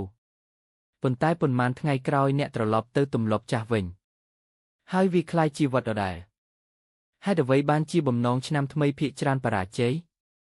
នេះជាមូលហេតុដែលបំណងឆ្នាំថ្មី New Year Resolution របស់មនុស្សជាច្រើនបរាជ័យ នៅថ្ងៃទី1 ខែមករាមនុស្សជាច្រើនមានថាមពលនិងការបដិញ្ញាចិត្តខ្លាំងពួកគេចង់ក្លាយជាមនុស្សល្អជាងមុនប៉ុន្តែច្រវាក់នៃទម្លាប់ចាស់មានឥទ្ធិពលខ្លាំងពេកមិនយូរប៉ុន្មានពួកគេត្រឡប់ទៅធ្វើអ្វីដែលពួកគេធ្លាប់ធ្វើកាលពីខែធ្នូមុនវិញគម្រោងចាំពេលវេលាដែលល្អឥតខ្ចោះការផ្លាស់ប្ដូរមិនកើតឡើងនៅថ្ងៃជាក់លាក់ណាមួយទេអ្នកមិនអាចនិយាយថាថ្ងៃនេះខ្ញុំនឹងផ្លាស់ប្ដូរជីវិតរបស់ខ្ញុំហើយគ្រាន់តែរងចាំនោះទេអ្នកនឹងបន្តពន្យាពេលថ្ងៃច័ន្ទរងចាំថ្ងៃអាទិត្យរដូវក្តៅរងចាំរដូវរងា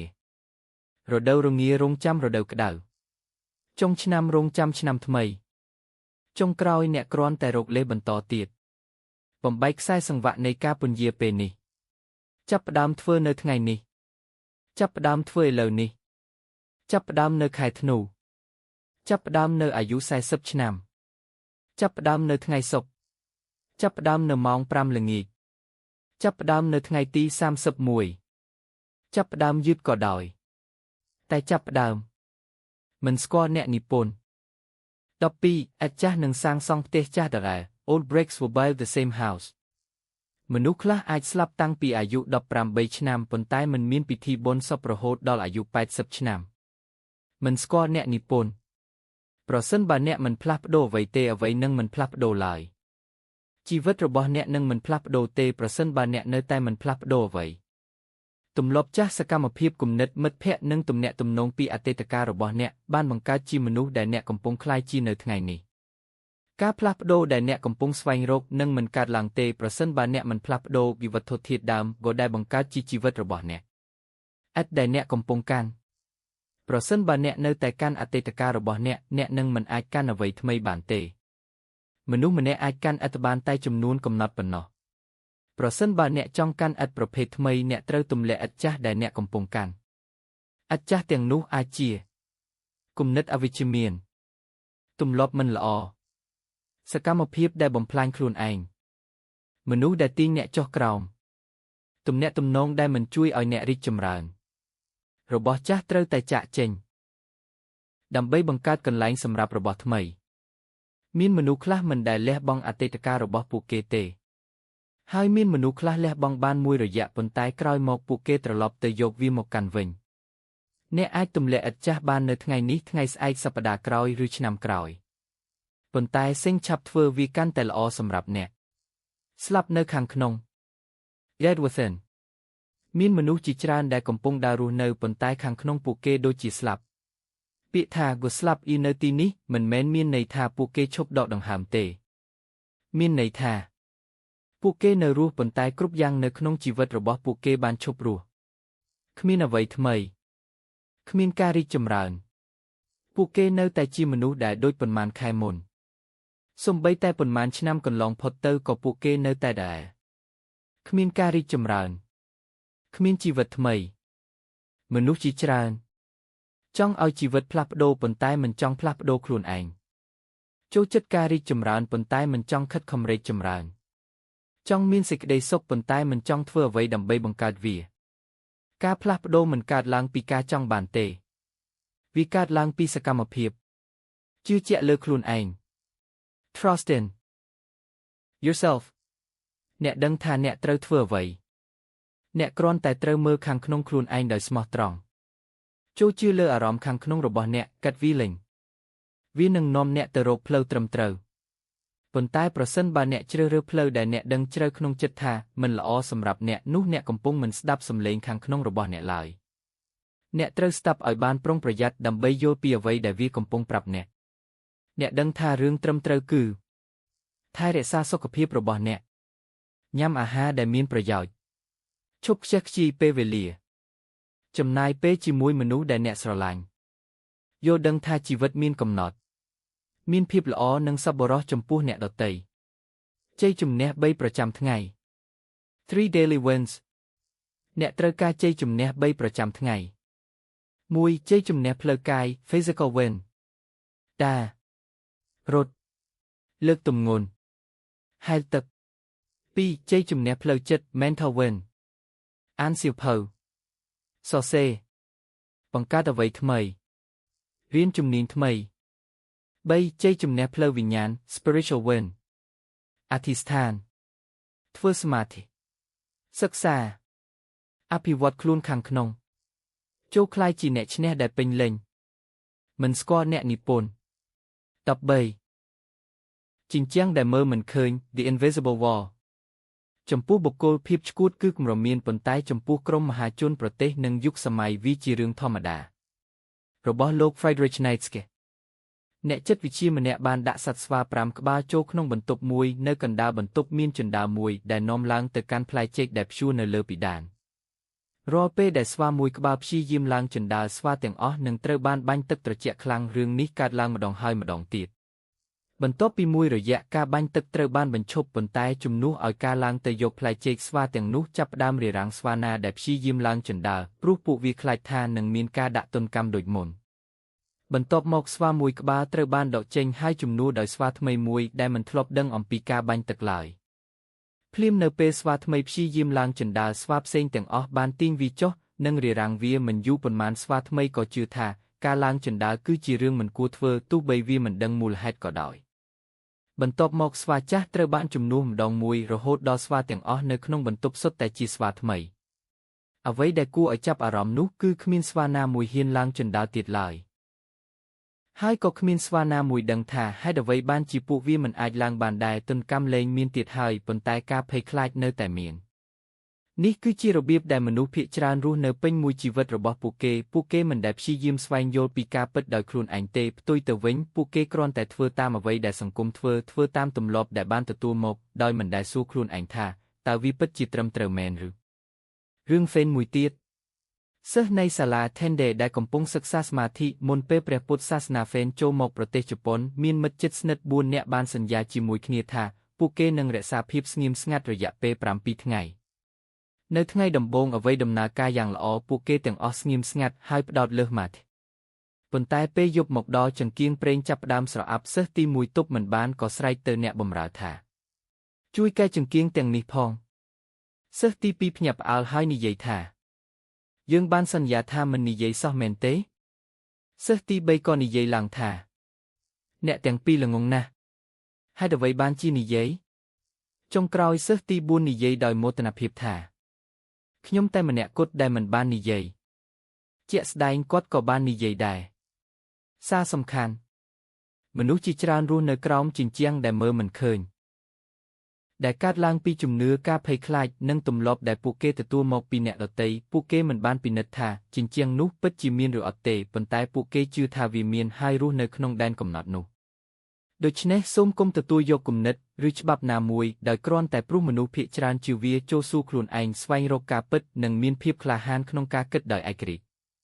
នៅពេលមនុស្សនិយាយអំពីការធ្វើដំណើរទៅអតីតកាលពួកគេខ្លាចថាការធ្វើអ្វីតូចមួយអាចផ្លាស់ប្ដូរបច្ចុប្បន្នយ៉ាងខ្លាំងប៉ុន្តែមនុស្សតិចណាស់នៅក្នុងបច្ចុប្បន្នដែលជឿថាការធ្វើអ្វីតូចមួយនៅថ្ងៃនេះអាចផ្លាស់ប្ដូរអនាគតរបស់ពួកគេយ៉ាងធំធេងអ្នកនិពន្ធមិនស្គាល់ឈ្មោះ Unknown 14ភាពផ្ទុយគ្នានៃភាពខ្ជាប់ខ្ជួន The Consistency Paradox បញ្ហាគឺអ្នកគិតថាអ្នកនៅមានពេលរបស់លោក Jack Cornfield នៅពេលអ្នកព្យាយាមរុញរថយន្តមួយអ្វីដែលពិបាកបំផុតគឺការធ្វើឲ្យវាចាប់ផ្ដើមផ្លាស់ទីប៉ុន្តែនៅពេលកង់ចាប់ផ្ដើមវិលវានឹងកាន់តែងាយស្រួលក្នុងការរុញបន្តប៉ុន្តែនេះគឺជាភាពផ្ទុយគ្នាវានឹងនៅតែងាយស្រួលលុះត្រាតែអ្នកបន្តរុញវាជាបន្តបន្ទាប់ប្រសិនបើអ្នកឈប់សូម្បីតែប៉ុន្មាននាទីសន្ទុះ momentum ដែលអ្នកបានបង្កើតនឹងបាត់ទៅហើយអ្នកនឹងត្រូវចាប់ផ្ដើមពីដំបូងម្ដងទៀតគោលការណ៍ដូចគ្នានេះអនុវត្តចំពោះអ្វីទាំងអស់ក្នុងជីវិតមិនថាអ្នកកំពុងព្យាយាមសម្រកទម្ងន់ឬកំពុងព្យាយាមបោះបង់ការផឹកស្រានោះទេអ្នកត្រូវតែបន្តដើរទៅមុខក្នុងទិសដែលត្រឹមត្រូវជានិច្ចប្រសិនបើអ្នកឈប់រយៈពេល2-3សប្តាហ៍អ្នកអាចនឹងឃើញខ្លួនឯងត្រឡប់ទៅកន្លែងដែលអ្នកធ្លាប់ចាប់ផ្ដើមលទ្ធផលដ៏អស្ចារ្យទាំងអស់កើតចេញពីភាពខ្ជាប់ខ្ជួនដ៏អស្ចារ្យអ្នកមិនអាចមានរាងកាយមាំមួនក្នុងរយៈពេលតែមួយថ្ងៃបានទេមិនថាអ្នកខិតខំប៉ុណ្ណាឬប្រើវិធីលឿនប៉ុណ្ណាក៏ដោយពិភពលោកមិនដំណើរការតាមរបៀបនោះឡើយដូចដែល Isaac Newton បាននិយាយក្នុងច្បាប់ទី1នៃចលនាវត្ថុដែលនៅស្ងៀមនឹងបន្តនៅស្ងៀមហើយវត្ថុដែលកំពុងធ្វើចលនានឹងបន្តធ្វើចលនាក្នុងល្បឿននិងទីដដែលលុះត្រាតែមានកម្លាំងខាងក្រៅមកបង្ខំឲ្យវាផ្លាស់ប្ដូរជីវិតរបស់យើងក៏ដូចគ្នាទ ទម្លាប់ដែលអ្នកអនុវត្តយូរប៉ុណ្ណាវានឹងកាន់តែជាប់ជ្រៅហើយកាន់តែពិបាកក្នុងការផ្លាស់ប្ដូរមានពាក្យស្លោកដ៏ល្បីមួយថាទីក្រុងរ៉ូមមិនត្រូវបានសាងសង់ក្នុងមួយថ្ងៃទេនោះជាការពិតប៉ុន្តែមនុស្សជាច្រើនយកឃ្លានេះមកធ្វើជាលេសដើម្បីបង្ហាញពីភាពខ្ជិលរបស់ខ្លួនការសម្រេចបានរឿងធំត្រូវការពេលវេលាពេលខ្លះត្រូវការរយៈពេលជាច្រើនឆ្នាំទើបអ្នកចាប់ផ្ដើមឃើញលទ្ធផលមិនថាអ្នកកំពុងសាងសង់អាជីវកម្មឬកំពុងកសាងសុខភាពនោះទេប៉ុន្តែសូមចងចាំថាទីក្រុងរ៉ូមមិនត្រូវបានសាងសង់ក្នុងមួយថ្ងៃទេប៉ុន្តែពួកគេបានដាក់ឥដ្ឋមួយដុំនិងសាងសង់វារៀងរាល់ថ្ងៃអ្វីទាំងអស់គ្រាន់តែជារបស់ដែលអ្នកខ្ចីប្រើ It's rented អ្វីទាំងអស់ដែលអ្នកមានក្នុងជីវិតគ្រាន់តែជារបស់ដែលអ្នកខ្ចីប្រើជាបណ្ដោះអាសន្នប៉ុណ្ណោះសុខភាពលុយទំនាក់ទំនងចំណេះដឹងគ្មានអ្វីជាកម្មសិទ្ធិអចិន្ត្រៃយ៍របស់អ្នកឡើយប្រសិនបើអ្នកឈប់ថែរក្សាសុខភាពអ្នកនឹងឈឺប្រសិនបើអ្នកឈប់រៀនចំណេះដឹងរបស់អ្នកនឹងថយចុះបន្តិចម្ដងប្រសិនបើអ្នកមិនខិតខំថែរក្សាទំនាក់ទំនងទាំងនោះនឹងបែកបាក់នៅពេលយើងមានអ្វីមួយយើងតែងគិតថាវាជាកម្មសិទ្ធិរបស់យើងហើយវានឹងនៅជាមួយយើងរហូតប៉ុន្តែការពិតគឺវាគ្រាន់តែជារបស់ដែលយើងខ្ចីប្រើប៉ុណ្ណោះដូច្នេះសូមកុំធ្វេសប្រហែសចំពោះអ្វីដែលអ្នកមានថែរក្សាវាអភិវឌ្ឍវានិងឲ្យតម្លៃវាជារៀងរាល់ថ្ងៃ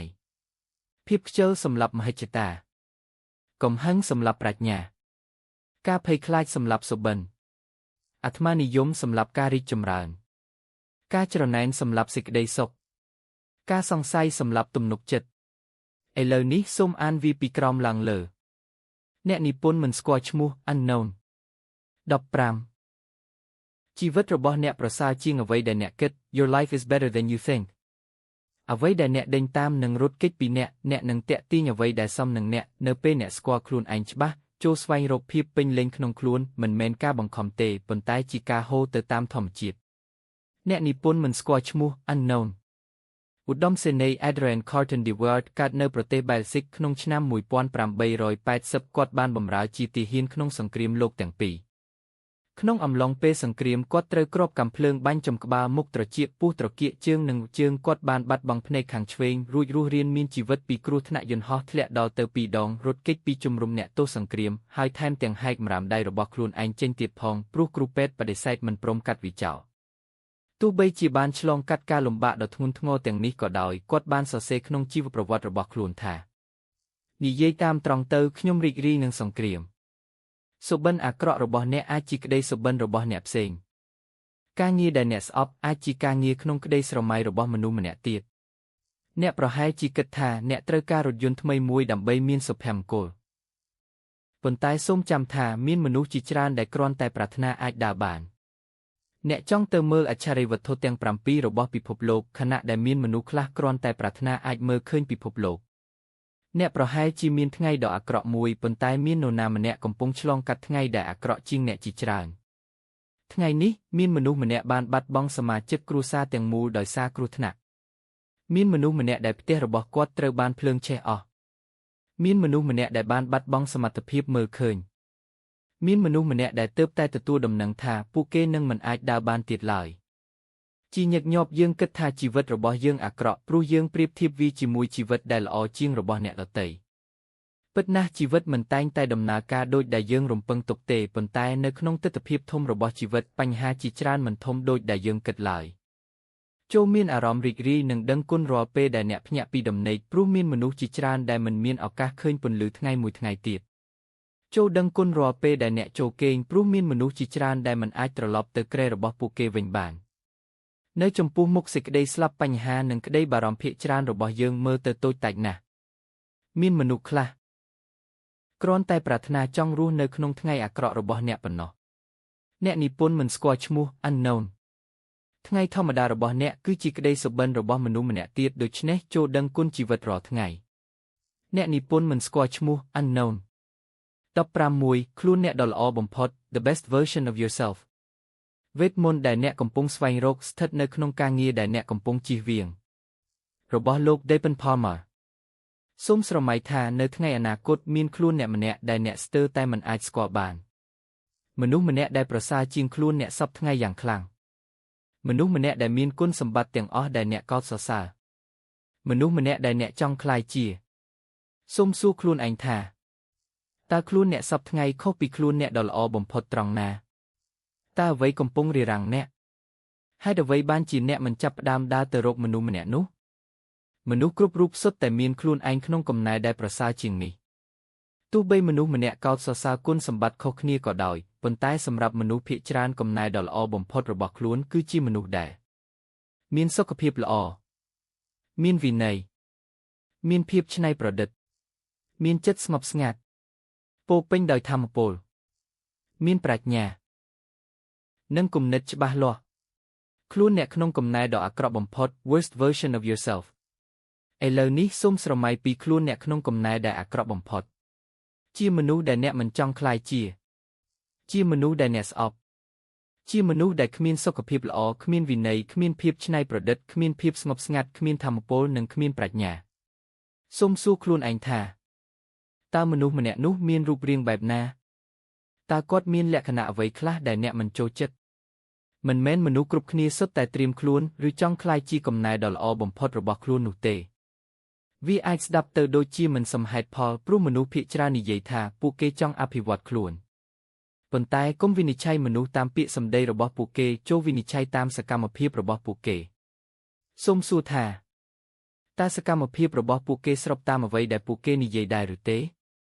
ឬពាក្យសម្ដីរបស់ពួកគេគ្រាន់តែជាលេសដើម្បីជៀសវាងការខិតខំអភិវឌ្ឍខ្លួនផ្លូវទៅកាន់ខ្លួនអ្នកដ៏ល្អបំផុតគឺពិបាកហើយវាគួរតែពិបាកពីព្រោះបើវាងាយស្រួលវានឹងគ្មានតម្លៃឡើយគុណសម្បត្តិទាំងអស់ដែលអ្នកកោតសរសើរសុទ្ធតែត្រូវការការខិតខំដើម្បីទទួលបានហើយមិនមែនមនុស្សគ្រប់គ្នាមានវានោះទេភាពកម្ររបស់វាគឺជាអ្វីដែលធ្វើឲ្យវាមានតម្លៃជម្រើសដ៏ល្អបំផុតដែលអាចធ្វើបាន the best move possible នៅសម័យចិនបុរាណឧត្តមសេនីយ៍យូឡែងត្រូវការពារទីក្រុងមួយដោយមានទាហានត្រឹមតែ100នាក់ប៉ុណ្ណោះខណៈដែលកងទ័ពសត្រូវមានដល់ទៅ150,000នាក់វាហាក់ដូចជាបេសកកម្មដែលមិនអាចទៅរួចនៅពេលឃើញសត្រូវកំពុងខិតជិតមកគាត់បានបញ្ជាឲ្យទាហានរបស់ខ្លួនបើកទ្វារទីក្រុងហើយលាក់ខ្លួនទាំងអស់បន្ទាប់មកគាត់ឡើងទៅអង្គុយលើកំពែងទីក្រុងហើយលេងឃ្លោយយ៉ាងស្ងប់ស្ងាត់មេបញ្ជាការសត្រូវឃើញទ្វារទីក្រុងបើកចំហគ្មានទាហានការពារហើយយូឡែងអង្គុយលេងឃ្លោយដោយគ្មានការព្រួយបារម្ភគាត់គិតថានេះប្រកាសជាអន្ទាក់ដោយសារតែការសង្ស័យនោះគាត់បានបញ្ជាឲ្យកងទ័ពទាំងមូលដកថយយូឡែងគ្មានឱកាសឈ្នះឡើយប៉ុន្តែគាត់បានឈ្នះដោយគ្រាន់តែធ្វើអ្វីដែលល្អបំផុតដែលអាចធ្វើបាននៅក្នុងស្ថានភាពនោះបើជីវិតរបស់អ្នកកំពុងដំណើរការល្អសូមចងចាំថាវាមិនអាចស្ថិតស្ថេរជារៀងរហូតបានទេបើជីវិតរបស់អ្នកកំពុងជួបការលំបាកសូមចងចាំថាអ្វីដែលល្អអាចកំពុងរង់ចាំអ្នកនៅខាងមុខនេះគឺជារបៀបដែលចាក់វាដំណើរការអ្នកមិនអាចទទួលបានតែរឿងល្អហើយគេចផុតពីរឿងអាក្រក់ទាំងអស់បានឡើយជីវិតតែងតែមានទាំងពីរដូច្នេះសូមសួរខ្លួនឯងជានិច្ចថាតើអ្វីជាជម្រើសដ៏ល្អបំផុតដែលខ្ញុំអាចធ្វើបាននៅពេលនេះរឿងពេងតែមានបុរសម្នាក់មានពែងដ៏ស្រស់ស្អាតមួយដែលគាត់ប្រើប្រាស់ជារៀងរាល់ថ្ងៃប៉ុន្តែរាល់ពេលដែលគាត់យកពែងនោះមកប្រើគាត់តែងនិយាយថាពែងនេះបែករួចហើយថ្ងៃមួយខ្យល់បក់ខ្លាំងបានធ្វើឲ្យពែងនោះធ្លាក់ពីលើធ្នើរហើយបែកជាបំណែកពេលឃើញវាបែកគាត់គ្រាន់តែនិយាយថាវាបែករួចហើយអត្ថន័យនៃរឿងនេះគឺនៅពេលអ្នកទទួលស្គាល់ថាអ្វីក្នុងជីវិតសុទ្ធតែមិនស្ថិតស្ថេរអ្នកនឹងមិនរងទុក្ខខ្លាំងនៅពេលបាត់បង់វានោះទេមិនថាអ្នកបាត់បង់ការងារឬអាជីវកម្មក៏ដោយអ្វីដែលអ្នកអាចធ្វើបានគឺធ្វើជំហានដ៏ល្អបំផុតនៅពេលបច្ចុប្បន្នហើយប្រសិនបើអ្នកបន្តធ្វើជំរឿដ៏ល្អបំផុតម្ដងហើយម្ដងទៀតជីវិតរបស់អ្នកនឹងនាំអ្នកទៅកាន់គោលដៅដែលអ្នកប្រាថ្នាសត្រូវដ៏ធំបំផុតរបស់អ្នកគឺចិត្តដែលអ្នកមិនអាចគ្រប់គ្រងបានអ្នកនិពន្ធមិនស្គាល់ឈ្មោះ Unknown 17 លទ្ធផលមិនដែលកុហកទេតែមនុស្សអាចកុហកបាន Results don't lie people do ប្រសិនបើអ្នកល្ងងខ្លាំងណាស់តើអ្នកអាចដឹងដោយរបៀបណាថាខ្លួនឯងល្ងងខ្លាំងរបស់លោក John Cleese មានរឿងជាច្រើនក្នុងជីវិតដែលលទ្ធផលរបស់វាពឹងផ្អែកដោយផ្ទាល់ទៅលើការខិតខំប្រឹងប្រែងរបស់អ្នកប្រសិនបើអ្នកធ្វើអ្វីដែលត្រូវធ្វើជាប្រចាំលទ្ធផលនឹងកើតឡើងជៀសមិនរួចឧទាហរណ៍បើអ្នកចង់ក្លាយជាមនុស្សឆ្លាតជាងមុនចូលអានសៀវភៅ1 ម៉ោងក្នុងមួយថ្ងៃយូរទៅអ្នកនឹងមានចំណេះដឹងនិងប្រាជ្ញាកាន់តែច្រើន បើអ្នកចង់សម្រកទម្ងន់ចូលហាត់ប្រាណជាប្រចាំនិងបរិភោគអាហារដែលមានសុខភាពល្អវាសាមញ្ញប៉ុណ្ណោះប្រសិនបើអ្នកមិនទទួលបានលទ្ធផលដែលអ្នកចង់បាននោះវាអាចមានន័យថាការរំពឹងទុករបស់អ្នកខ្ពស់ជាងកម្រិតនៃការខិតខំប្រឹងប្រែងដែលអ្នកបានដាក់ចូលអ្នកអាចកុហកខ្លួនឯងឬកុហកអ្នកដទៃអំពីចំនួនការងារដែលអ្នកបានធ្វើប៉ុន្តែលទ្ធផលមិនដែលកុហកឡើយលទ្ធផលដែលអ្នកទទួលបានគឺជាការឆ្លុះបញ្ចាំងពីសកម្មភាពរបស់អ្នកបើអ្នកចង់ទទួលបានលទ្ធផលថ្មីអ្នកត្រូវផ្លាស់ប្ដូររបៀបធ្វើរបស់អ្នករឿងព្រះសង្ឃផ្សេងយុវជនម្នាក់ឈ្មោះយ៉ាម៉ាអូកាតេស៊ូយ៉ាម៉ៅកាថេសដែលកំពុងសិក្សាព្រះពុទ្ធសាសនាផ្សេងបានធ្វើដំណើរទៅជួបគ្រូហ្វេងជាច្រើនថ្ងៃមួយគាត់បានទៅជួបគ្រូដូគូអុងដូខុននៅវត្តឆូខូខូដោយចង់បង្ហាញថាខ្លួនបានយល់ដឹងជ្រាលជ្រៅតេស៊ូបាននិយាយថាចិត្តព្រះពុទ្ធនិងសត្វលោកមិនមានពិតទេធម្មជាតិពិតនៃអ្វីទាំងអស់គឺភាពទេគ្មានការត្រាស់ដឹងគ្មានភាពវង្វេងគ្មានអ្នកប្រាជ្ញគ្មានមនុស្សធម្មតាគ្មានអ្នកឲ្យនិងគ្មានអ្នកទទួលដូគូអុងដែលកំពុងជក់បារីស្ងៀមមិនបានឆ្លើយអ្វីទាំងអស់ភ្លាមនោះគាត់បានយកបំពង់ជក់បារីសីវីតេស៊ូមួយកាំតេស៊ូខឹងយ៉ាងខ្លាំងដូគូអុងសួរយ៉ាងស្ងប់ស្ងាត់ថាបើគ្មានអ្វីមានពិតមែនដូចដែលអ្នកនិយាយតើកំហឹងនេះមកពីណាមនុស្សឆ្លាតបំផុតគឺជាមនុស្សដែលរៀនដោយខ្លួនឯងទោះបីពួកគេធ្លាប់បានចូលសាលារៀនក៏ដោយរបស់លោក Neville Ravikant 18សំនឹងទទួលអ្វីដែលអ្នកចង់បាន deserve what you want មាននរណាម្នាក់ធ្លាប់និយាយថាបើអ្នកឡើងរថភ្លើងខុសចូលចុះនៅស្ថានីយ៍ដំបូងអ្នកនៅលើវីយូប៉ុណ្ណាតម្លៃនៃការត្រឡប់ក្រោយនឹងកាន់តែថ្លៃប៉ុណ្ណោះអ្វីក៏ដោយដែលអ្នកចង់ទទួលបានអ្នកត្រូវតែសមនឹងទទួលវាជាមុនសិនអ្នកនឹងមិនអាចទទួលបានអ្វីដែលអ្នកមិនសមនឹងទទួលឡើយមិនថាអ្នកចង់បានរាងកាយដែលមានសុខភាពល្អទ្រព្យសម្បត្តិនិងប្រាក់កាន់តែច្រើនសេចក្តីសុខឬសន្តិភាពក្នុងចិត្តអ្នកត្រូវក្លាយជាមនុស្សដែលសមនឹងទទួលរបស់ទាំងនោះជាមុនសិននៅពេលអ្នកផ្លាស់ប្ដូរខ្លួនឯងឲ្យកាន់តែល្អអ្វីដែលអ្នកចង់បាននឹងចាប់ផ្ដើមចូលមកក្នុងជីវិតរបស់អ្នកបញ្ហាកើតឡើងនៅពេលដែលអ្នកគិតថាខ្លួនឯងសមនឹងទទួលរួចហើយប៉ុន្តែការពិតវិញគឺផ្ទុយស្រឡះការយល់ច្រឡំនេះត្រូវបានបង្កើតឡើងដោយខ្លួនអ្នកផ្ទាល់ដើម្បីគេចចេញពីការទទួលខុសត្រូវពេលខ្លះមនុស្សមិនចង់ស្ដាប់ការពិតទេព្រោះពួកគេមិនចង់ឲ្យការស្រមើស្រមៃរបស់ខ្លួនត្រូវបំផ្លាញរបស់ Friedrich Nietzsche ប្រសិនបើអ្នកមានអារម្មណ៍ថាខ្លួនឯងមិនទាន់សមនឹងទទួលអ្វីដែលអ្នកប្រាថ្នានោះអ្នកត្រូវធ្វើការផ្លាស់ប្ដូរដ៏ធំមួយក្នុងជីវិតប៉ុន្តែក្នុងពេលជាមួយគ្នានេះមនុស្សភាគច្រើនតែងតែប្រឆាំងនឹងការផ្លាស់ប្ដូរការប្រឆាំងនេះហើយដែលធ្វើឲ្យអ្នកមិនអាចមើលឃើញការពិតបានច្បាស់ការពិតគឺសាមញ្ញនិងត្រង់ទៅត្រង់មកប៉ុន្តែអ្នកមិនចង់មើលវាតាមដែលវាជានោះទេផ្ទុយទៅវិញអ្នកចង់ឃើញពិភពលោកតាមអ្វីដែលអ្នកចង់ឲ្យវាคล้ายជាដូច្នេះទស្សនៈដែលអ្នកបង្កើតឡើងក្នុងចិត្តអាចនឹងខុសឆ្គងនិងឆ្ងាយពីការពិតយ៉ាងខ្លាំងសំណួរសំខាន់មួយដែលអ្នកគួរសួរខ្លួនឯងបើមាននរណាម្នាក់តាមសង្កេតជីវិតរបស់អ្នករយៈពេលមួយសប្តាហ៍ដោយមើលតែសកម្មភាពរបស់អ្នកប៉ុណ្ណោះតើពួកគេនឹងជឿថាអ្នកពិតជាបដិញ្ញាចិត្តក្នុងការសម្រេចគោលដៅរបស់អ្នកមែនទេ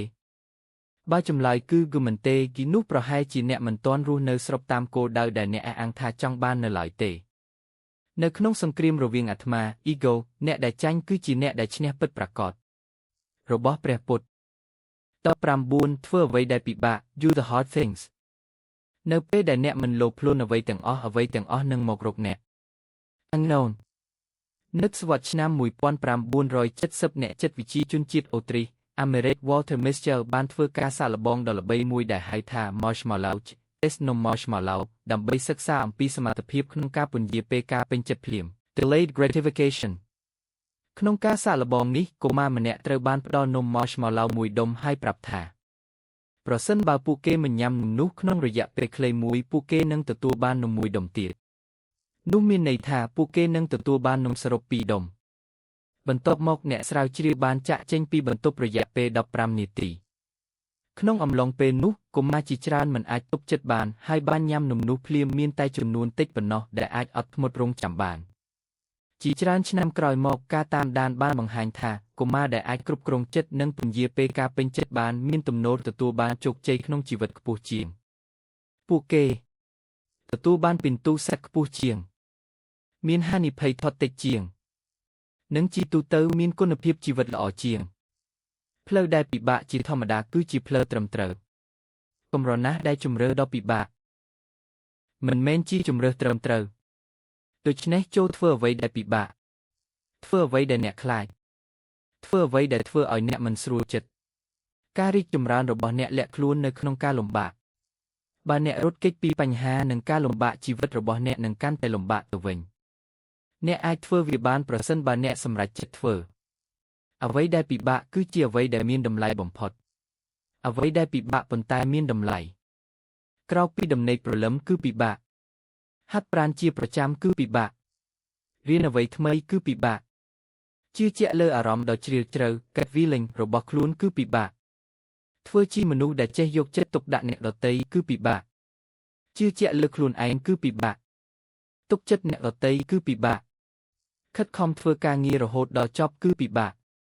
ជៀសវាង dopamine ថោកដូចជាការញៀនបណ្ដាញសង្គមហ្គេមឬការកម្សាន្តដែលផ្ដល់ភាពរីករាយភ្លាមប៉ុន្តែមិនមានតម្លៃរយៈពេលវែងក៏ពិបាកដែរអ្វីដែលធ្វើឲ្យរឿងទាំងនេះមានតម្លៃគឺដោយសារតែមនុស្សភាគច្រើនមិនអាចធ្វើវាបានបើមនុស្សគ្រប់គ្នាអាចធ្វើបាននោះវានឹងមិនផ្ដល់អត្ថប្រយោជន៍ពិសេសដល់អ្នកឡើយដើម្បីលេចធ្លោនិងមានសមត្ថភាពប្រកួតប្រជែងអ្នកត្រូវហ៊ានធ្វើអ្វីដែលអ្នកដទៃមិនចង់ធ្វើជ្រើសរើសផ្លូវដែលពិបាកហើយអ្នកនឹងមិនសោកស្ដាយឡើយនៅពេលផ្លូវคล้ายជារដិបរដប់កុំចុះចេញពីយន្តចូលពាក់ខ្សែក្រវ៉ាត់សុវត្ថិភាពហើយបន្តដំណើរទៅមុខunknown 20អ្នកគឺជាតួអង្គសំខាន់នៃជីវិតរបស់ខ្លួន main character of your life ថ្ងៃដ៏ស្រស់ស្អាតមិនដើរមករកអ្នកទេអ្នកត្រូវដើរទៅរកវារបស់ Rumi សូមស្រមៃថាមានគេកំពុងផលិតភាពយន្តមួយដោយផ្អែកលើជីវិតរបស់អ្នករហូតមកដល់ពេលនេះតើភាពយន្តនោះនឹងគួរឲ្យចាប់អារម្មណ៍ដែរឬទេមនុស្សជាច្រើនរស់នៅក្នុងជីវិតដែលគួរឲ្យធុញទ្រាន់បើបង្កើតជាភាពយន្តវានឹងមិនមានអ្វីគួរឲ្យរំភើបឡើយពួកគេគ្រាន់តែធ្វើរឿងដែលជារៀងរាល់ថ្ងៃពួកគេមិនពេញចិត្តនឹងរបៀបរស់នៅរបស់ខ្លួនទេព្រោះពួកគេដឹងថាខ្លួនសមនឹងទទួលបានជីវិតដែលប្រសើរជាងនេះប៉ុន្តែពួកគេមិនបានធ្វើអ្វីដើម្បីផ្លាស់ប្ដូរឡើយពេលវេលាកន្លងផុតទៅពួកគេកាន់តែចាស់ហើយការសោកស្ដាយចំពោះការសម្រេចចិត្តរបស់ខ្លួនក៏កាន់តែកើនឡើងតាមពិតពួកគេហាក់ដូចជាស្លាប់ពីខាងក្នុងរួចទៅហើយអ្វីដែលនៅសល់គឺគ្រាន់តែរង់ចាំឲ្យរាងកាយស្លាប់តែប៉ុណ្ណោះបើអ្នកជាតួអង្គសំខាន់ក្នុងភាពយន្តនេះតើអ្នកចង់ឲ្យតួអង្គនោះធ្វើអ្វីតើអ្នកចង់ឲ្យគាត់បន្តរស់នៅដដែលឬផ្លាស់ប្ដូរអ្វីមួយបើអ្នកចង់ឲ្យគាត់ផ្លាស់ប្ដូរហេតុអ្វីបានជាអ្នកមិនចាប់ផ្ដើមផ្លាស់ប្ដូរខ្លួនឯងនៅថ្ងៃនេះសូមចងចាំជានិច្ចថាអ្នកគឺជាតួអង្គសំខាន់នៃជីវិតរបស់អ្នកហើយមិនត្រឹមតែប៉ុណ្ណោះអ្នកក៏ជាអ្នកដឹកនាំរឿង director ផងដែរអ្នកមានសិទ្ធិបង្កើតរឿងរ៉ាវនៃជីវិតរបស់អ្នកតាមរបៀបដែលអ្នកចង់បានជីវិតរបស់អ្នកស្ថិតនៅក្នុងដៃរបស់អ្នកបើមនុស្សគ្រប់គ្នាមើលភាពយន្តជីវិតរបស់អ្នកសូមស្រមៃថាមនុស្សទូទាំងពិភពលោកបានអង្គុយមើលភាពយន្តដែលនិយាយអំពីជីវិតរបស់អ្នកតើពួកគេនឹងមានប្រតិកម្មបែបណាតើពួកគេនឹងមានអារម្មណ៍រំភើបនិងទទួលបានការបំផុសគំនិតឬពួកគេនឹងឆ្ងល់ថាហេតុអ្វីមនុស្សម្នាក់នេះចំណាយជីវិតដ៏មានតម្លៃរបស់ខ្លួនបែបនេះអ្វីដែលអ្នកធ្វើសំខាន់ជាងអ្វីដែលអ្នកនិយាយសកម្មភាពរបស់អ្នកមានអំណាចជាងពាក្យសម្ដីបើអ្នកពិតជាចង់បានអ្វីមួយមនុស្សនឹងមើលឃើញវាតាមរយៈសកម្មភាពរបស់អ្នកនៅពេលអ្នកចង់បានអ្វីមួយពិតប្រាកដសកម្មភាពរបស់អ្នកនឹងស្របគ្នាជាមួយពាក្យដែលអ្នកនិយាយអ្វីដែលអ្នកធ្វើមានសម្លេងខ្លាំងដល់ថ្នាក់ខ្ញុំមិនអាចស្ដាប់ពីអ្វីដែលអ្នកកំពុងនិយាយបានទេរបស់លោក Ralph Waldo Emerson ជាញឹកញាប់យើងស្រមៃនឹងនិយាយអំពីការផ្លាស់ប្ដូរជីវិតទាំងស្រុងប៉ុន្តែតើមានប៉ុន្មានអ្នកដែលអាចធ្វើវាបានពិតប្រាកដមូលហេតុគឺសាមញ្ញការនិយាយគឺងាយជាងការធ្វើនៅទីបញ្ចប់អ្វីទាំងអស់អាស្រ័យលើសំណួរតែមួយគត់តើអ្នកចង់បានវាខ្លាំងប៉ុណ្ណាបើអ្នកពិតជាចង់បានវាអ្នកអាចធ្វើវាបានកុំចូលប្រយុទ្ធជាមួយជ្រូកក្នុងភក់អ្នកទាំងពីរនឹងប្រឡាក់ភក់ដូចគ្នាប៉ុន្តែជ្រូកនឹងរីករាយនឹងវារបស់លោក George Bernard Shaw 21ចូលជៀសវាងមនុស្សដែលអ្នកមិនចង់ក្លាយដូចពួកគេ Avoid the people you don't want to become អ្នកមិនចាំបាច់ផឹកទឹកសមុទ្រទាំងមូលដើម្បីដឹងថាវាប្រៃនោះទេ unknown វាពិបាកខ្លាំងណាស់ក្នុងការមិនទទួលឥទ្ធិពលពីអាកប្បកិរិយានិងទម្លាប់របស់មនុស្សដែលអ្នកចំណាយពេលនៅជាមួយជាញឹកញាប់មានសុភាសិតមួយពោលថា Birds of a feather flock together សត្វស្លាបដែលមានរោមដូចគ្នាតែងហោះហើរជាមួយគ្នាមានន័យថាមនុស្សភាគច្រើនតែងតែស្និទ្ធស្នាលជាមួយអ្នកដែលមានគំនិតទម្លាប់និងចំណាប់អារម្មណ៍ស្រដៀងគ្នា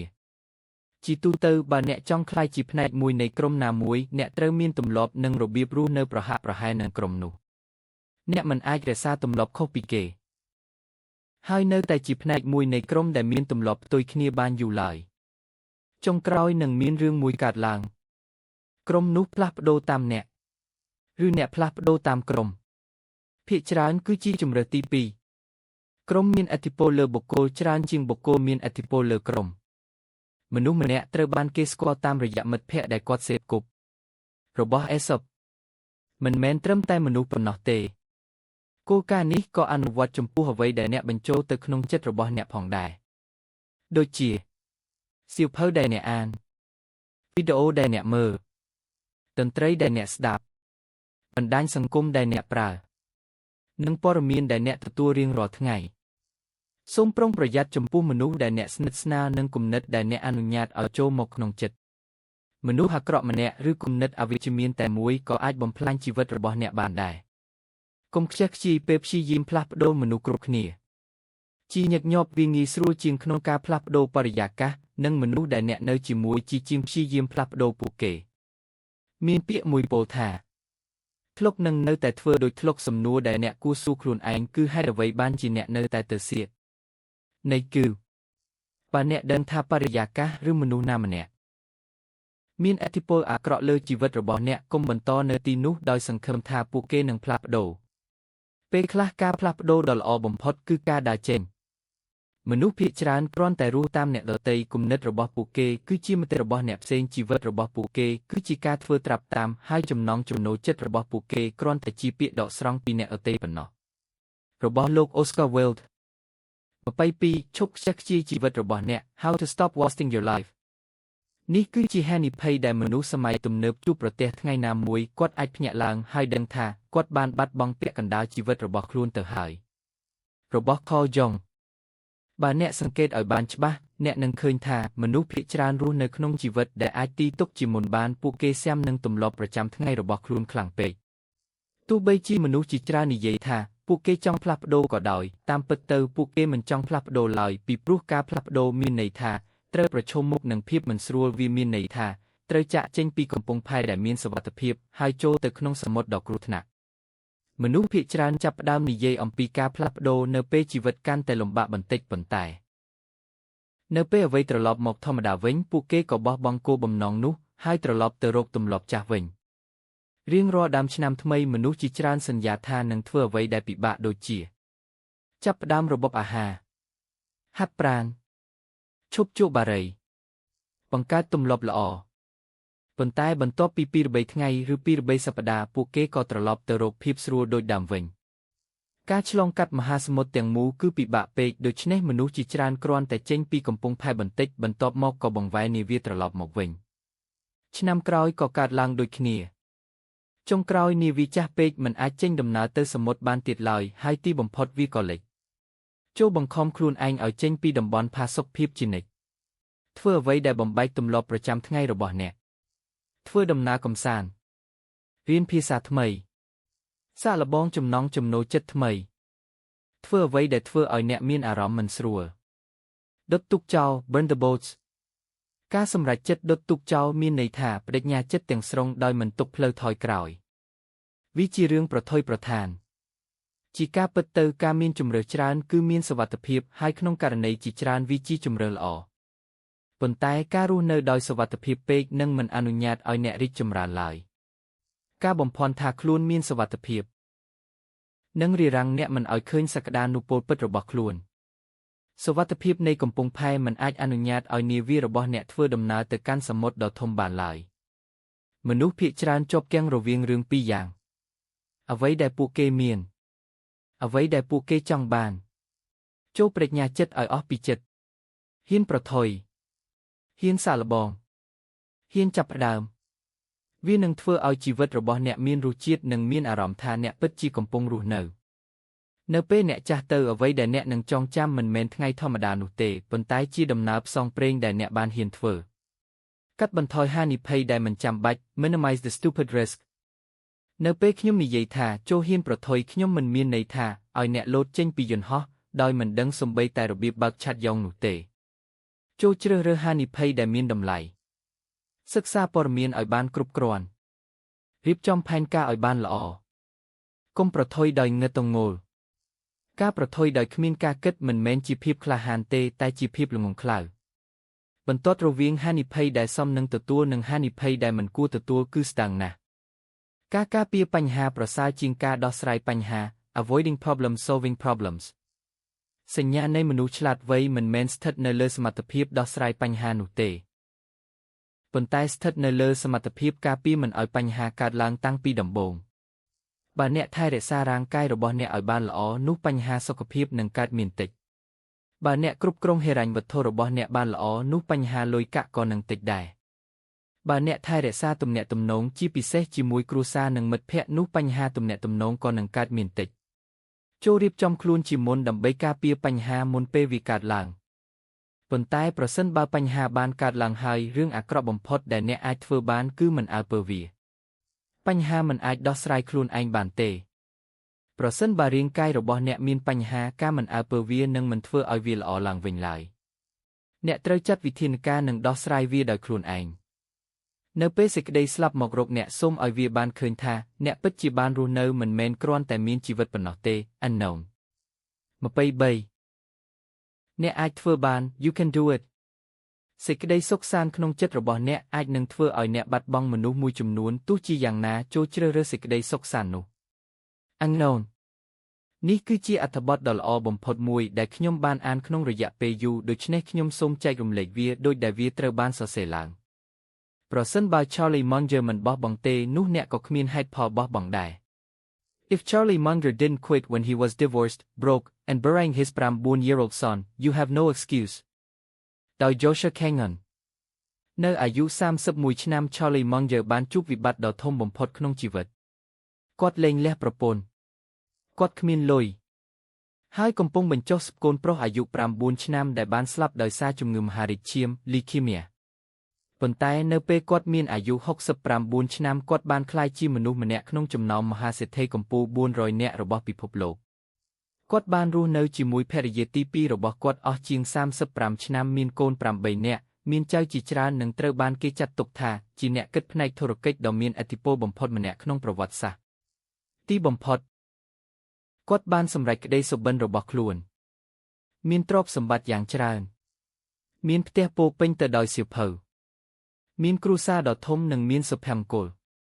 ប៉ុន្តែវាមិនមានន័យថាផ្លូវទៅរកភាពជោគជ័យរបស់គាត់គ្មានការលំបាកនោះឡើយដំណើរជីវិតដ៏លំបាកឆ្នាំ1949នៅពេល Charlie Munger មានអាយុ25ឆ្នាំគាត់ត្រូវបានជួលធ្វើការនៅក្រុមហ៊ុនច្បាប់ Wright Garrett ដោយទទួលប្រាក់ខែ$300ក្នុងមួយឆ្នាំនៅពេលនោះគាត់មានប្រាក់សន្សំត្រឹមតែ$500ប៉ុណ្ណោះប៉ុន្មានឆ្នាំក្រោយមកគឺនៅឆ្នាំ1953នៅអាយុ29ឆ្នាំគាត់បានលែងលះប្រពន្ធគាត់បានបាត់បង់ស្ទើរតែគ្រប់យ៉ាង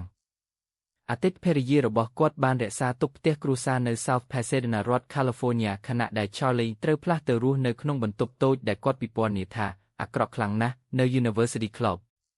គាត់បើកឡាន Pontiac ពណ៌លឿងចាស់មួយដែលសូម្បីតែកូនរបស់គាត់ក៏និយាយថាវាមើលទៅអាក្រក់ណាស់ថ្ងៃមួយកូនស្រីរបស់គាត់ Molly បានសួរថាប៉ាឡាននេះអាក្រក់ណាស់ហេតុអ្វីបានជាប៉ានៅតែបើកវា Charlie Munger ឆ្លើយដោយលេងសើចថាដើម្បីបណ្ដេញមនុស្សដែលស្រឡាញ់លុយ Gold Diggers ឲ្យនៅឆ្ងាយពីប៉ាវិបត្តិដែលធ្ងន់ជាងនេះមិនយូរប៉ុន្មានបន្ទាប់ពីការលែងលះ Charlie បានដឹងថាកូនប្រុសរបស់គាត់ឈ្មោះ Teddy មានជំងឺមហារីកឈាម leukemia នៅសម័យនោះមិនទាន់មានប្រព័ន្ធធានារ៉ាប់រងសុខភាពទេគ្រួសារត្រូវចេញថ្លៃព្យាបាលទាំងអស់ដោយខ្លួនឯងលើសពីនេះអត្រាស្លាប់ដោយសារជំងឺ leukemia នៅពេលនោះស្ទើរតែ100ព្រោះវិទ្យាសាស្ត្រវេជ្ជសាស្ត្រនៅមិនទាន់អាចព្យាបាលបានមិត្តរបស់ Charlie ឈ្មោះ Rick Guerin បាននិយាយថា Charlie តែងតែចូលទៅមន្ទីរពេទ្យអោបកូនប្រុសតូចរបស់គាត់រួចដើរតាមផ្លូវនៅ Pasadena ទាំងយប់មួយឆ្នាំបន្ទាប់ពីការធ្វើរោគវិនិច្ឆ័យ Teddy បានទទួលមរណភាពនៅពេលនោះ Charlie មានអាយុត្រឹមតែ31ឆ្នាំប៉ុណ្ណោះគាត់ជាបុរសដែរលែងលះប្រពន្ធគ្មានលុយ និងកំពុងបញ្ចុះស្កូនប្រុសអាយុ9 ឆ្នាំរបស់ខ្លួនក្រោយមកក្នុងជីវិតគាត់ក៏បានឆ្លងកាត់ការវះកាត់ដ៏ឈឺចាប់មួយដែលបណ្ដាលឲ្យគាត់ខ្វាក់ភ្នែកម្ខាងហើយចុងក្រោយគាត់ត្រូវដកភ្នែកនោះចេញទៀតអ្នកក៏អាចធ្វើបានដែរខ្ញុំធ្លាប់រងចាំឲ្យរឿងអស្ចារ្យណាមួយកើតឡើងប៉ុន្តែឆ្នាំហើយឆ្នាំទៀតបានកន្លងផុតទៅដោយគ្មានអ្វីកើតឡើងឡើយលុះត្រាតែខ្ញុំជាអ្នកបង្កើតវាដោយខ្លួនឯងរបស់ Charles Bukowski 24កុំត្អូញត្អែ Don't complain អ្នកអាចរាំនៅក្រោមភ្លៀងឬអង្គុយត្អូញត្អែនៅក្រោមភ្លៀងក៏បានទោះជាយ៉ាងណាភ្លៀងនៅតែធ្លាក់ដែររបស់ William Mulligan ការត្អូញត្អែជាទម្លាប់គឺជារឿងអាក្រក់បំផុតមួយដែលអ្នកអាចធ្វើបានគ្មាននរណាម្នាក់ចូលចិត្តមនុស្សដែលតែងតែអ៊ូទាំនិងបន្ទោសអ្វីជុំវិញខ្លួនជានិច្ចនោះទេនៅតាមផ្លូវឬនៅកន្លែងធ្វើការយើងតែងតែឃើញមនុស្សមួយចំនួនដែលត្អូញត្អែគ្រប់ពេលទោះបីជាកំហុសនោះកើតឡើងដោយសារពួកគេផ្ទាល់ក៏ដោយការទទួលស្គាល់ថាខ្លួនឯងជាអ្នកខុសមិនមែនជារឿងងាយស្រួលឡើយប៉ុន្តែវាជាជំហានដំបូងនៃការរីកចម្រើនការត្អូញត្អែគឺជាការផ្ទេរកំហុសពីខ្លួនឯងទៅឲ្យអ្នកដទៃដរាបណាអ្នកមិនទទួលខុសត្រូវចំពោះបញ្ហានោះអ្នកនឹងមិនព្យាយាមស្វែងរកមូលហេតុពិតប្រាកដរបស់វាទេហើយប្រសិនបើអ្នកមិនដឹងមូលហេតុនិងមិនកែប្រែវាបញ្ហាដែលនោះនឹងកើតឡើងម្ដងហើយម្ដងទៀតវានឹងបន្តកើតឡើងរហូតដល់អ្នកទទួលស្គាល់ទំនួលខុសត្រូវនិងសម្រេចចិត្តកែប្រែផ្លូវដែលអ្នកកំពុងដើររៀនទទួលយកអ្វីដែលអ្នកមិនអាចគ្រប់គ្រងសូមស្រមៃថាអ្នកចេញពីផ្ទះហើយភ្លាមនោះភ្លៀងក៏ធ្លាក់ចុះអ្វីដែលអាក្រក់ជាងនេះទៀតគឺអ្នកភ្លេចយកឆ័ត្រមកជាមួយរឿងចុងក្រោយដែលអ្នកគួរធ្វើគឺត្អូញត្អែការត្អូញត្អែមិនអាចបញ្ឈប់ភ្លៀងបានទេការខឹងឬការរំខានចិត្តក៏មិនអាចធ្វើឲ្យអាកាសធាតុល្អឡើងវិញដែរអ្វីដែលល្អបំផុតដែលអ្នកអាចធ្វើបាននៅពេលនោះគឺរីករាយជាមួយភ្លៀងឈប់បារម្ភហើយរស់នៅក្នុងពេលបច្ចុប្បន្នសង្កេតមើលភាពស្រស់ស្អាតជុំវិញខ្លួនដើមឈើដែលស៊ាំដោយទឹកភ្លៀងរថយន្តដែលបើកកាត់ផ្លូវមនុស្សដែលកំពុងដើរកាត់ភ្លៀងអ្នកនឹងឃើញថាពិភពលោកនៅពេលភ្លៀងធ្លាក់មានភាពស្រស់ស្អាតម្យ៉ាងផងដែរចូលរីករាយនឹងភ្លៀងមិនមែនត្អូញត្អែអំពីវាទេរឿងនិទានមួយដ៏មានន័យមានបុរសមានប្រាជ្ញាម្នាក់រស់នៅក្នុងភូមិមួយរៀងរាល់សប្តាហ៍អ្នកភូមិតែងតែមកជួបគាត់ដើម្បីត្អូញត្អែអំពីបញ្ហាដែរថ្ងៃមួយបុរសមានប្រាជ្ញាបាននិយាយរឿងកំប្លែងមួយមនុស្សគ្រប់គ្នាសើចយ៉ាងខ្លាំងបន្ទាប់ពី2-3នាទីគាត់និយាយរឿងកំប្លែងដដែលម្ដងទៀតលើកនេះមានតែមនុស្ស2-3នាក់ប៉ុណ្ណោះដែលញឹមពេលគាត់និយាយរឿងដែលជាលើកទី3គ្មាននរណាម្នាក់សើចទៀតឡើយបុរសមានប្រាជ្ញាបានញឹមហើយនិយាយថាបើអ្នកមិនអាចសើចនឹងរឿងកំប្លែងដដែលម្ដងហើយម្ដងទៀតបានទេហេតុអ្វីបានជាអ្នកនៅតែត្អូញត្អែអំពីបញ្ហាដែលជារៀងរាល់ថ្ងៃផ្នត់គំនិតខ្វះខាត The Scarcity Mindset គ្មាននរណាម្នាក់រស់នៅដោយអស់សង្ឃឹមនិងគ្មានសុភមង្គលជាងមនុស្សដែលតែងតែគិតថាខ្លួនខ្វះនោះទេប្រសិនបើអ្នកជឿថាអ្នកកំពុងរស់នៅក្នុងភាពខ្វះខាតនោះអារម្មណ៍ខ្វះខាតនឹងក្លាយជាការពិតសម្រាប់អ្នកទោះបីជាអ្នកមានអ្វីគ្រប់គ្រាន់ក៏ដោយនេះគឺជាអំណាចនៃជំនឿកុំឲ្យខ្លួនឯងធ្លាក់ចូលក្នុងផ្នត់គំនិតនៃភាពខ្វះខាតសូម្បីតែមួយភ្លែតចូលហ៊ានរស់នៅដោយទំនុកចិត្តវាមិនមានន័យថាអ្នកត្រូវចាយលុយដោយគ្មានការគិតឬធ្វើការសម្រេចចិត្តមិនប្រុងប្រយ័ត្ននោះទេប៉ុន្តែវាមានន័យថាអ្នកគួរឈប់រស់នៅក្នុងភាពភ័យខ្លាចជានិច្ចចូលជឿជាក់ថាអ្នកអាចបង្កើតបានច្រើនជាងនេះចូលមានជំនឿលើខ្លួនឯងផឹកកាហ្វេដែលអ្នកចូលចិត្តធ្វើដំណើរដែលអ្នកប្រាថ្នាធ្វើអ្វីដែលធ្វើឲ្យអ្នកមានសុភមង្គលកុំឲ្យការភ័យខ្លាចគ្រប់គ្រងជីវិតរបស់អ្នកមនុស្សដែលសន្សំសំចៃហួសហេតុនិងខ្លាចបាត់បង់គ្រប់យ៉ាងជាញឹកញាប់មិនអាចទទួលបានអ្វីដែលពួកគេចង់បានឡើយទោះបីពួកគេខិតខំជាងអ្នកដទៃក៏ដោយមូលហេតុគឺពួកគេមិនទុកចិត្តលើខ្លួនឯងនិងមិនជឿថាពួកគេអាចបង្កើតឱកាសថ្មីបានការមិនចង់បានអ្វីមួយមានតម្លៃស្មើនឹងការមានវារួចហើយរបស់ Light Shabebo ផ្នែកទី3របៀបរស់នៅឲ្យបានល្អ Part 3 How to live a good life អ្នកធ្លាប់មានអារម្មណ៍ថាអ្នកគួរតែដើរតាមផ្លូវមួយផ្សេងទៀតផ្លូវដែលមានមហិច្ឆតាធំជាងនេះអ្នកមានអារម្មណ៍ថាខ្លួនឯងកើតមកដើម្បីអ្វីដែលធំជាងនេះប៉ុន្តែអ្នកមិនដឹងថាត្រូវទៅដល់ទីនោះដោយរបៀបណាទេហើយក្នុងភាពវេទនានោះអ្នកចាប់ផ្ដើមស្អប់អ្វីគ្រប់យ៉ាងនៅជុំវិញខ្លួនរបស់ Fyodor Dostoevsky របៀបបំផ្លាញជីវិតរបស់អ្នកឲ្យឆាប់រហ័ស How to ruin your life fast 1. កុំខិតខំធ្វើការដើម្បីអ្វីទាំងអស់គ្រាន់តែបន្ទោសថាអ្វីកើតឡើងដោយសារសំណាង 2. ជឿថានរណាម្នាក់នឹងមកជួយសង្គ្រោះអ្នកកុំទទួលខុសត្រូវលើជីវិតរបស់ខ្លួនឯង 3. ចំណាយលុយលើរបស់ដែលអ្នកមិនចាំបាច់ត្រូវការទិញដើម្បីបំពេញអារម្មណ៍មិនមែនដើម្បីបង្កើតតម្លៃ 4. រស់នៅជំពាក់បំណុលខ្ចីលុយដើម្បីទិញរបស់ដែលមិនចាំបាច់ 5. ខិតខំធ្វើការលើរឿងដែលមិនសំខាន់រវល់គ្រប់ថ្ងៃប៉ុន្តែមិនរីកចម្រើនសោះ 6. ឡើងជណ្ដើរដែលអ្នកមិនចង់ឡើងចំណាយពេលពេញមួយជីវិតដើម្បីសម្រេចគោលដៅដែលមិនមែនជារបស់អ្នក 7. ប្រើទូរស័ព្ទរយៈពេល6ម៉ោងឬច្រើនជាងនេះក្នុងមួយថ្ងៃអនុញ្ញាតឲ្យការកម្សាន្តលួចពេលវេលានិងសក្តានុពលរបស់អ្នក 8. កុំមានចំណង់ចំណូលចិត្ត hobbies ឬសកម្មភាពដែលជួយអភិវឌ្ឍខ្លួន 9. កុំចំណាយពេលជាមួយឪពុកម្ដាយមិត្តភ័ក្តិឬកូនមិនអើពើចំពោះទំនាក់ទំនងដែលមានតម្លៃបំផុតក្នុងជីវិត 10. បរិភោគអាហារមិនល្អហើយបរិភោគលើសកម្រិតបំផ្លាញសុខភាពរបស់អ្នកបន្តិចម្ដង 11. គ្រាន់តែអង្គុយរង់ចាំឲ្យអ្វីកើតឡើងកុំចាប់ផ្ដើមធ្វើអ្វីដោយខ្លួនឯង 12. ធ្វើជាមនុស្សអវិជ្ជមាន pessimist រំពឹងតែរឿងអាក្រក់ហើយមើលឃើញបញ្ហានៅគ្រប់ទីកន្លែង 13. កុំហាត់ប្រាណមិនថែរក្សារាងកាយដែលជាទ្រព្យសម្បត្តិសំខាន់បំផុតរបស់អ្នក 14. បន្តធ្វើអ្វីដែលអ្នកស្អប់ចំណាយជីវិតលើការងារនិងរបៀបរស់នៅដែលធ្វើឲ្យអ្នកគ្មានសេចក្តីសុខ 15. ឈប់ដឹងគុណចំពោះអ្វីដែលអ្នកមានតែងតែប្រាថ្នាចង់បានបន្ថែមដោយមិនដែលពេញចិត្តនឹងបច្ចុប្បន្ន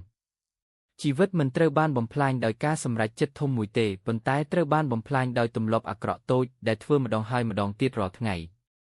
ខែកំណើតរបស់អ្នកនឹងមេរៀនជីវិត Your birth month, your life lessons 1. ខែមករា January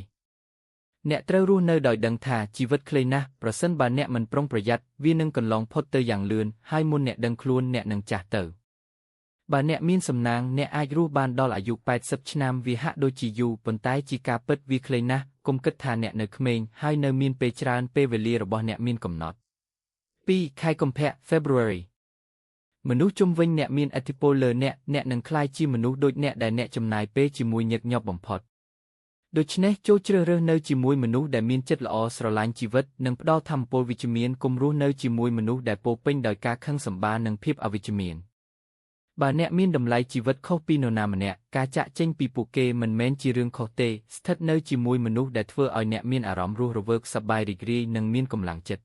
3. ខែមីនា March រាល់ថ្ងៃអ្នកកំពុងធ្វើការសម្រេចចិត្តដែលកំណត់អនាគតរបស់អ្នកតែងតែមានជម្រើសពីរផ្លូវងាយផ្លូវលំបាកអ្នកមានជម្រើសក្នុងការក្លាយជាមនុស្សរីករាយមនុស្សមានសុខភាពល្អមនុស្សឆ្លាតវៃមនុស្សល្អមនុស្សមានការលើកទឹកចិត្តមនុស្សដែលរស់នៅជាមួយអ្នកដែលខ្លួនស្រឡាញ់ 4. ខែមេសា April ស្រមៃថាមានគេប្រាប់អ្នកថាឆ្នាំនេះជាឆ្នាំចុងក្រោយនៃជីវិតអ្នកតើអ្នកនឹងរស់នៅយ៉ាងដូចម្ដេចកុំបង្អង់ការរស់នៅទូរស័ព្ទទៅឪពុកម្ដាយចំណាយពេលជាមួយកូនធ្វើដំណើរដែលអ្នកចង់ទៅប្រាប់មនុស្សដែលអ្នកស្រឡាញ់ថាអ្នកស្រឡាញ់ពួកគេតែងចងចាំថាមនុស្សគ្រប់គ្នាសុទ្ធតែស្លាប់នៅថ្ងៃណាមួយ 5. ខែឧសភា May កុំជឿថាអ្នកជាមនុស្សអភ័ព្វជឿថារឿងល្អនឹងកើតឡើងអ្វីនឹងប្រសើរឡើងសំណាងស្ថិតនៅខាងអ្នកជំនឿរបស់អ្នកបង្កើតទស្សនៈរបស់អ្នកបើអ្នកជឿថាអ្នកអភ័ព្វអ្នកនឹងចាប់ផ្ដើមមើលឃើញអ្វីគ្រប់យ៉ាងក្នុងផ្លូវអវិជ្ជមាន 6. ខែមិថុនា June បើអ្នកចង់បានលទ្ធផលថ្មីអ្នកត្រូវធ្វើអ្វីដែលអ្នកមិនធ្លាប់ធ្វើពីមុនបើអ្នកបន្តធ្វើដូចម្សិលមិញអ្នកនឹងទទួលបានលទ្ធផលដដែលសួរខ្លួនឯងថាតើខ្ញុំមិនទាន់បានធ្វើអ្វីរៀនទទួលស្គាល់កំហុសហើយកែប្រែវា 7. ខែកក្កដា July ការខឹងការខកចិត្តនិងទុក្ខព្រួយកើតឡើងនៅពេលអ្នកមិនទទួលយកការពិតទទួលយកថាជីវិតមានទាំងថ្ងៃល្អនិងថ្ងៃអាក្រក់សូមគិតទៅកាន់បញ្ហាដែលអ្នកមានកាលពី5ឆ្នាំមុនប្រហែលជាអ្នកមិនចាំវាផងដូច្នេះបញ្ហាថ្ងៃនេះក៏នឹងកន្លងផុតដូចគ្នា 8. ខែសីហា August 99នៃបញ្ហារបស់អ្នកនឹងរលាយបាត់ប្រសិនបើអ្នកឈប់រកលេសហើយចាប់ផ្ដើមទទួលខុសត្រូវគ្មាននរណាម្នាក់នឹងមកសង្គ្រោះអ្នកទេអ្នកត្រូវសង្គ្រោះខ្លួនឯង 9 ខែកញ្ញា September អ្នកនឹងទទួលបានអ្វីដែលអ្នកសមនឹងទទួលសួរខ្លួនឯងថាតើខ្ញុំសមនឹងទទួលសុភមង្គលទេ តើខ្ញុំសុំនឹងទទួលស្នេហាល្អទេតើខ្ញុំសុំនឹងទទួលប្រាក់ច្រើនទេមិនមែនគ្រាន់តែចង់បានទេតែអ្នកត្រូវរស់នៅឲ្យសមនឹងវាផងដែរ10ខែតុលា October អ្នកមានសំណាងណាស់ដែលអ្នកនិងមនុស្សដែលអ្នកស្រឡាញ់នៅមានជីវិតកុំចំណាយថ្ងៃដ៏ស្រស់ស្អាតទៅលើការត្អូញត្អែរកប្រជ័យរបស់អ្នកជំនួសឲ្យការរកបញ្ហាភាពដឹងគុណគឺជាប្រភពនៃសុភមង្គលពិត11ខែវិច្ឆិកា November បើថ្ងៃនេះអ្វីកំពុងល្អសូមចងចាំថាវាមិននៅជារៀងរហូតទេបើថ្ងៃនេះអ្វីកំពុងអាក្រក់ក៏វាមិននៅជារៀងរហូតដែរថ្ងៃល្អនិងថ្ងៃអាក្រក់សុទ្ធតែឆ្លងកាត់12ខែធ្នូ December ការផ្លាស់ប្ដូរខ្លួនឯងគឺពិបាករួចទៅហើយដូច្នេះកុំរំពឹងថាអ្នកអាចផ្លាស់ប្ដូរអ្នកដទៃបានអ្នកមិនអាចគ្រប់គ្រងអាកប្បកិរិយារបស់អ្នកដទៃទេប៉ុន្តែអ្នកអាចជ្រើសរើសមិនឲ្យវាបំផ្លាញសេចក្តីសុខរបស់អ្នកចូលធ្វើឲ្យខ្លួនអ្នកក្លាយជាប្រភពនៃសុភមង្គលរបស់ខ្លួនឯងកុំឲ្យខែកំណើតកំណត់អនាគតរបស់អ្នកចូលឲ្យការសម្រេចចិត្តនិងទម្លាប់ល្អប្រចាំថ្ងៃជាអ្នកកំណត់ជីវិតរបស់អ្នក30ប្រយោគដែលធ្វើឲ្យខ្ញុំភ្ញាក់ផ្អើលនិងគិតឡើងវិញអំពីជីវិត30 sentences that gave me chills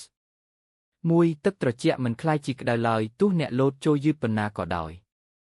2អ្នកមិនអាចដឹងនៅអ្វីដែលអ្នកមិនទាន់ដឹងបានទេ3អ្នកមានជំរឿថាតើចង់រស់នៅដោយសុភមង្គលឬទុក្ខព្រួយ4មនុស្សដែលចង់វិនិយោគលុយគ្រប់កាក់គ្រប់សេនមិនទាន់យល់ថាជីវិតខ្លីប៉ុណ្ណានោះទេ5បើអ្នកនិយាយថាខ្ញុំនឹងធ្វើវាថ្ងៃស្អែកនោះភាគច្រើនមានន័យថាអ្នកពិតជាមិនចង់ធ្វើវាទេ6តើអ្នកដែលនៅមានជីវិតសពថ្ងៃមានសំណាងប៉ុណ្ណា7ចូលផ្ដោតលើរឿងសំខាន់វាងាយណាស់ក្នុងការរវល់ជាមួយរឿងតូចហើយគិតថាខ្លួនឯងកំពុងមានផលិតភាព8ជីវិតពិតជាស្រស់ស្អាតចូលរីករាយជាមួយវាខណៈដែលអ្នកនៅមានឱកាស9ខ្ញុំនឹងរកផ្លូវមួយឬខ្ញុំនឹងបង្កើតផ្លូវមួយដោយខ្លួនឯង Hannibal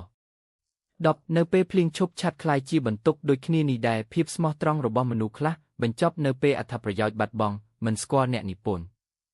11សុភមង្គលពិតកើតចេញពីរឿងតូចដែលយើងតែងតែមើលរំលង12កុំខ្ជះខ្ជាយពេលរៀបចំកៅអីលើកប៉ាល់ Titanic ដែលកំពុងលិចមានន័យថាកុំចំណាយពេលលើរឿងដែលមិនអាចសង្គ្រោះលទ្ធផលបាន13ការសម្រេចចិត្តសំខាន់បំផុតមួយក្នុងជីវិតគឺការជ្រើសរើសមនុស្សដែលអ្នករស់នៅជាមួយ14 Memento Mori ចូលចងចាំថាអ្នកត្រូវស្លាប់នៅថ្ងៃណាមួយ15ខ្ញុំមិនស្គាល់គោលបំណងជីវិតណាដែលប្រសើរជាងការលះបង់ខ្លួនក្នុងការព្យាយាមធ្វើរឿងដ៏អស្ចារ្យនិងហាក់ដូចជាមិនអាចទៅរួច Friedrich Nietzsche 16កុំទទួលយកដំបូន្មានឬការរិះគន់ពីមនុស្សគ្រប់គ្នា17ទាំងថ្ងៃល្អនិងថ្ងៃអាក្រក់គឺជារឿងដែលមិនអាចជៀសផុតបាន18អ្នកមិនមានពេលច្រើនដូចដែលអ្នកគិតទេឈប់គិតថាអ្នកនៅសល់ពេលច្រើន19អ្នកមើលឃើញតែអ្វីដែលអ្នកចង់មើលឃើញប៉ុណ្ណោះ20អ្នកចង់ឲ្យគ្រាលំបាកបញ្ចប់ភ្លាមហើយចង់ឲ្យគ្រាល្អនៅជារៀងរហូត21អ្នកមិនអាចទទួលបានអ្វីដែលមនុស្សផ្សេងមិនមានខណៈដែលអ្នកធ្វើដូចគេគ្រប់យ៉ាងនោះទេ22បើអ្នករងចាំឲ្យអ្វីល្អឥតខ្ចោះសិនទើបចាប់ផ្ដើមអ្នកនឹងរងចាំអស់មួយជីវិត23អ្នកមិនអាចមានអ្វីគ្រប់យ៉ាងបានទេ24ជីវិតរបស់អ្នកនឹងផ្លាស់ប្ដូរនៅពេលដែលអ្នកសម្រេចចិត្តផ្លាស់ប្ដូរ25បើអ្នកស្អប់នរណាម្នាក់នោះមានន័យថាអ្នកត្រូវគេយកឈ្នះរួចហើយ Confucius 25ខ្ញុំបានរៀនថាមនុស្សគ្រប់រូបនឹងភ្លក្សរសជាតិនៃសេចក្តីស្លាប់ប៉ុន្តែមានតែមនុស្សមួយចំនួនប៉ុណ្ណោះដែលបានភ្លក្សរសជាតិពិតនៃជីវិត Rumi 27គ្មាននរណាម្នាក់រវល់ពេកសម្រាប់មនុស្សដែលពួកគេពិតជាឲ្យតម្លៃនោះទេ28វាជារឿងល្អដែលមនុស្សភាគច្រើនមិនសូវខ្វល់ពីអ្នកដូចដែលអ្នកគិតឡើយ29ចូលរស់នៅក្នុងជីវិតដែលអ្នកពិតជាចង់រស់មិនមែនជីវិតដែលអ្នកដទៃរំពឹងឲ្យអ្នករស់ទេ30អ្នកនឹងមិនក្មេងដូចថ្ងៃនេះម្ដងទៀតឡើយចូលប្រើពេលវេលានេះឲ្យមានន័យពេលវេលាមិនរងចាំនរណាម្នាក់ទេចូលរស់នៅដោយចេតនាស្រឡាញ់ដោយអស់ពីចិត្តហើយធ្វើសកម្មភាពមុនពេលថ្ងៃនេះក្លាយជាអតីតកាលមេរៀនទាំង10ដែលខ្ញុំប្រាថ្នាថាខ្ញុំបានរៀនវាឆាប់ជាងនេះ10 lessons I wish I had learned earlier 1ជៀសវាងការឆ្លោះប្រកែកដែលមិនចាំបាច់ការជែកដេញដល់កាន់តែយូរភាគច្រើនធ្វើឲ្យភីគីមខាងទៀតកាន់តែជឿថាខ្លួនឯងត្រឹមត្រូវជំនួសឲ្យការឈ្នះការឆ្លោះចូលជ្រើសរើសការរក្សាសន្តិភាពនិងការយល់ចិត្ត2បើរឿងមួយនឹងមិនរំខានអ្នកក្នុងរយៈពេល1ឆ្នាំទៀតទេនោះកុំឲ្យវារំខានអ្នកថ្ងៃនេះ បញ្ហាជាច្រើនដែលយើងបារម្ភសពថ្ងៃនឹងក្លាយជារឿងតូចតាចនៅពេលអនាគតកុំឲ្យអារម្មណ៍បច្ចុប្បន្នបំផ្លាញសេចក្តីសុខរបស់អ្នក 3. បើរឿងណាមួយស្ថិតក្រៅការគ្រប់គ្រងរបស់អ្នកចូរកុំឲ្យវាគ្រប់គ្រងចិត្តរបស់អ្នកអ្វីដែលអ្នកមិនអាចផ្លាស់ប្ដូរបានមិនគួរចំណាយថាមពលផ្លូវចិត្តរបស់អ្នកឡើយផ្ដោតលើអ្វីដែលអ្នកអាចធ្វើបាន 4. រៀនអ្វីថ្មីមួយរៀងរាល់ឆ្នាំចំណេះដឹងថ្មីនិងជំនាញថ្មីគឺជាការវិនិយោគល្អបំផុតសម្រាប់អនាគតរបស់អ្នកការរៀនមិនគួរឈប់នៅពេលបញ្ចប់ការសិក្សាទេ 5. តែងតែមាននរណាម្នាក់ដែលជីវិតពិបាកជាងអ្នកដូច្នេះចូលដឹងគុណចំពោះអ្វីដែលអ្នកមានការដឹងគុណនាំមកនៅសុភមង្គលខណៈការប្រៀបធៀបនាំមកនៅទុក្ខ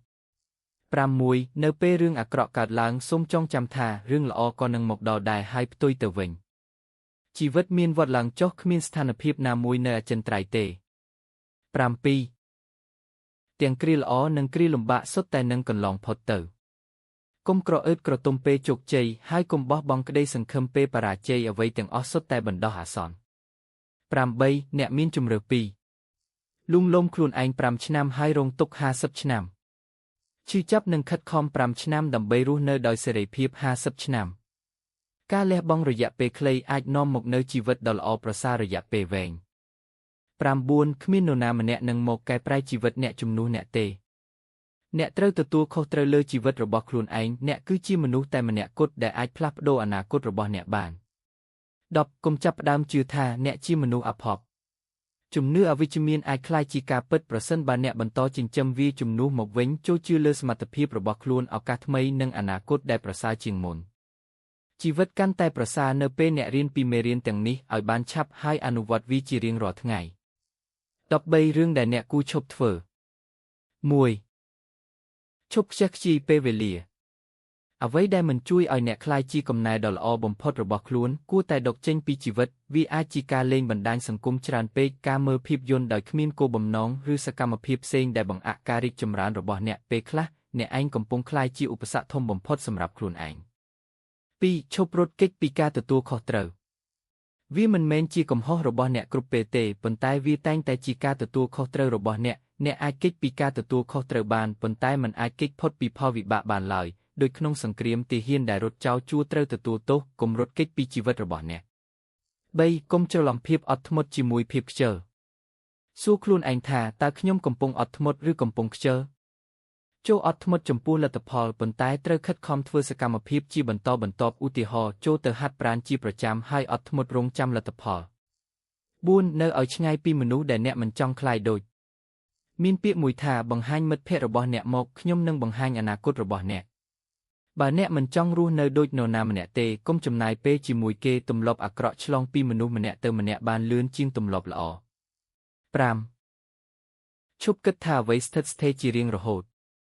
រាងកាយសុខភាពផ្ទះការងារអាជីវកម្មទំនាក់ទំនងនិងចំណេះដឹងរបស់អ្នកសុទ្ធតែអាចបាត់បង់បានប្រសិនបើអ្នកមិនថែរក្សាវាគ្មានអ្វីស្ថិតស្ថេរអចិន្ត្រៃយ៍ទេ 6. ឈប់ដឹកខ្យាដំរីលើខ្នង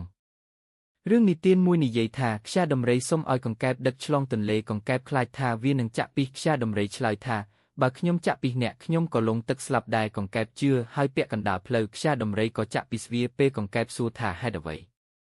ខ្យាដំរីឆ្លើយថាខ្ញុំមិនអាចជួយបានទេព្រោះវាជាធម្មជាតិរបស់ខ្ញុំមេរៀនកុំជឿថាអ្នកអាចផ្លាស់ប្ដូរមនុស្សដែលមិនចង់ផ្លាស់ប្ដូរមានមនុស្សខ្លះនឹងធ្វើឲ្យអ្នកឈឺចាប់ម្ដងហើយម្ដងទៀត 7. ឈប់ពន្យាពេលក្នុងការរីករាយនឹងជីវិតរបស់អ្នកអាចខ្លីជាងអ្វីដែលអ្នកគិតគម្រោងចាំថ្ងៃណាមួយដើម្បីរស់នៅចូលរីករាយនឹងថ្ងៃនេះខណៈពេលអ្នកនៅមានឱកាស 8. ឈប់គិតថាមនុស្សគ្រប់គ្នាខ្វល់ពីអ្នកលើកលែងតែគ្រួសារនិងមនុស្សជិតស្និទ្ធមួយចំនួនមនុស្សភាគច្រើនមិនបានចំណាយពេលគិតអំពីអ្នកដូចដែលអ្នកស្មានទេការពិតនេះអាចរឹងប៉ឹងប៉ុន្តែវាផ្ដល់សេរីភាពឲ្យអ្នករស់តាមបំណងរបស់ខ្លួន 9. ឈប់ស្ដាប់តែពាក្យសម្ដីត្រូវមើលសកម្មភាពមនុស្សបង្ហាញអត្តចរិតពិតតាមរយៈសកម្មភាពមិនមែនតាមពាក្យសម្ដីទេពាក្យអាចបោកបញ្ឆោតបានប៉ុន្តែសកម្មភាពមិនកុហកទេ 10. ឈប់ឲ្យអតីតកាលឃុំឃាំងអ្នកអាចចេញពីពន្ធនាគារនៃអតីតកាលបានគ្រប់ពេលអ្នកអាចជ្រើសរើសចេញនៅថ្ងៃនេះឬរងចាំជាច្រើនឆ្នាំឬអនុញ្ញាតឲ្យខ្លួនឯងរស់ក្នុងការសោកស្ដាយជំរើសគឺស្ថិតនៅក្នុងដៃអ្នក 11. ឈប់បារម្ភអំពីបញ្ហាដែលមានតែនៅក្នុងការស្រមៃដូចដែលសេនេកាបាននិយាយថាយើងរងទុក្ខច្រើនជាងនៅក្នុងការស្រមៃរបស់យើងជាងនៅក្នុងការពិត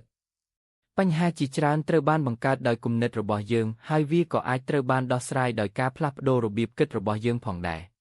12ឈប់មិនចំណាយពេលជាមួយមនុស្សដែលអ្នកស្រឡាញ់ជាញឹកញាប់មនុស្សគ្រាន់តែសោកស្ដាយថាមិនបានចំណាយពេលជាមួយមនុស្សជាទីស្រឡាញ់ក្រោយពេលពួកគេបាត់បង់ទៅហើយមិនមែនមុននោះទេដូចដែល Epictetus បាននិយាយថានៅពេលអ្នកថាបកូនឬភរិយារបស់អ្នកចូលចងចាំថាអ្នកកំពុងថាបមនុស្សដែលមិនអាចរស់នៅជារៀងរហូតដូច្នេះនៅពេលថ្ងៃណាមួយពួកគេចាកចេញអ្នកនឹងយល់ពីធម្មជាតិនៃជីវិត13ឈប់ទទួលដំបូន្មានពីមនុស្សគ្រប់គ្នាកុំស្ដាប់យោបល់ពីមនុស្សគ្រប់រូបចូលទទួលដំបូន្មានតែពីអ្នកដែលអ្នកចង់មានជីវិតដូចពួកគេឬអ្នកដែលបានសម្រេចលទ្ធផលដែលអ្នកចង់បានពាក្យណែនាំមានតម្លៃប៉ុន្តែប្រភពនៃវារឹតតែសំខាន់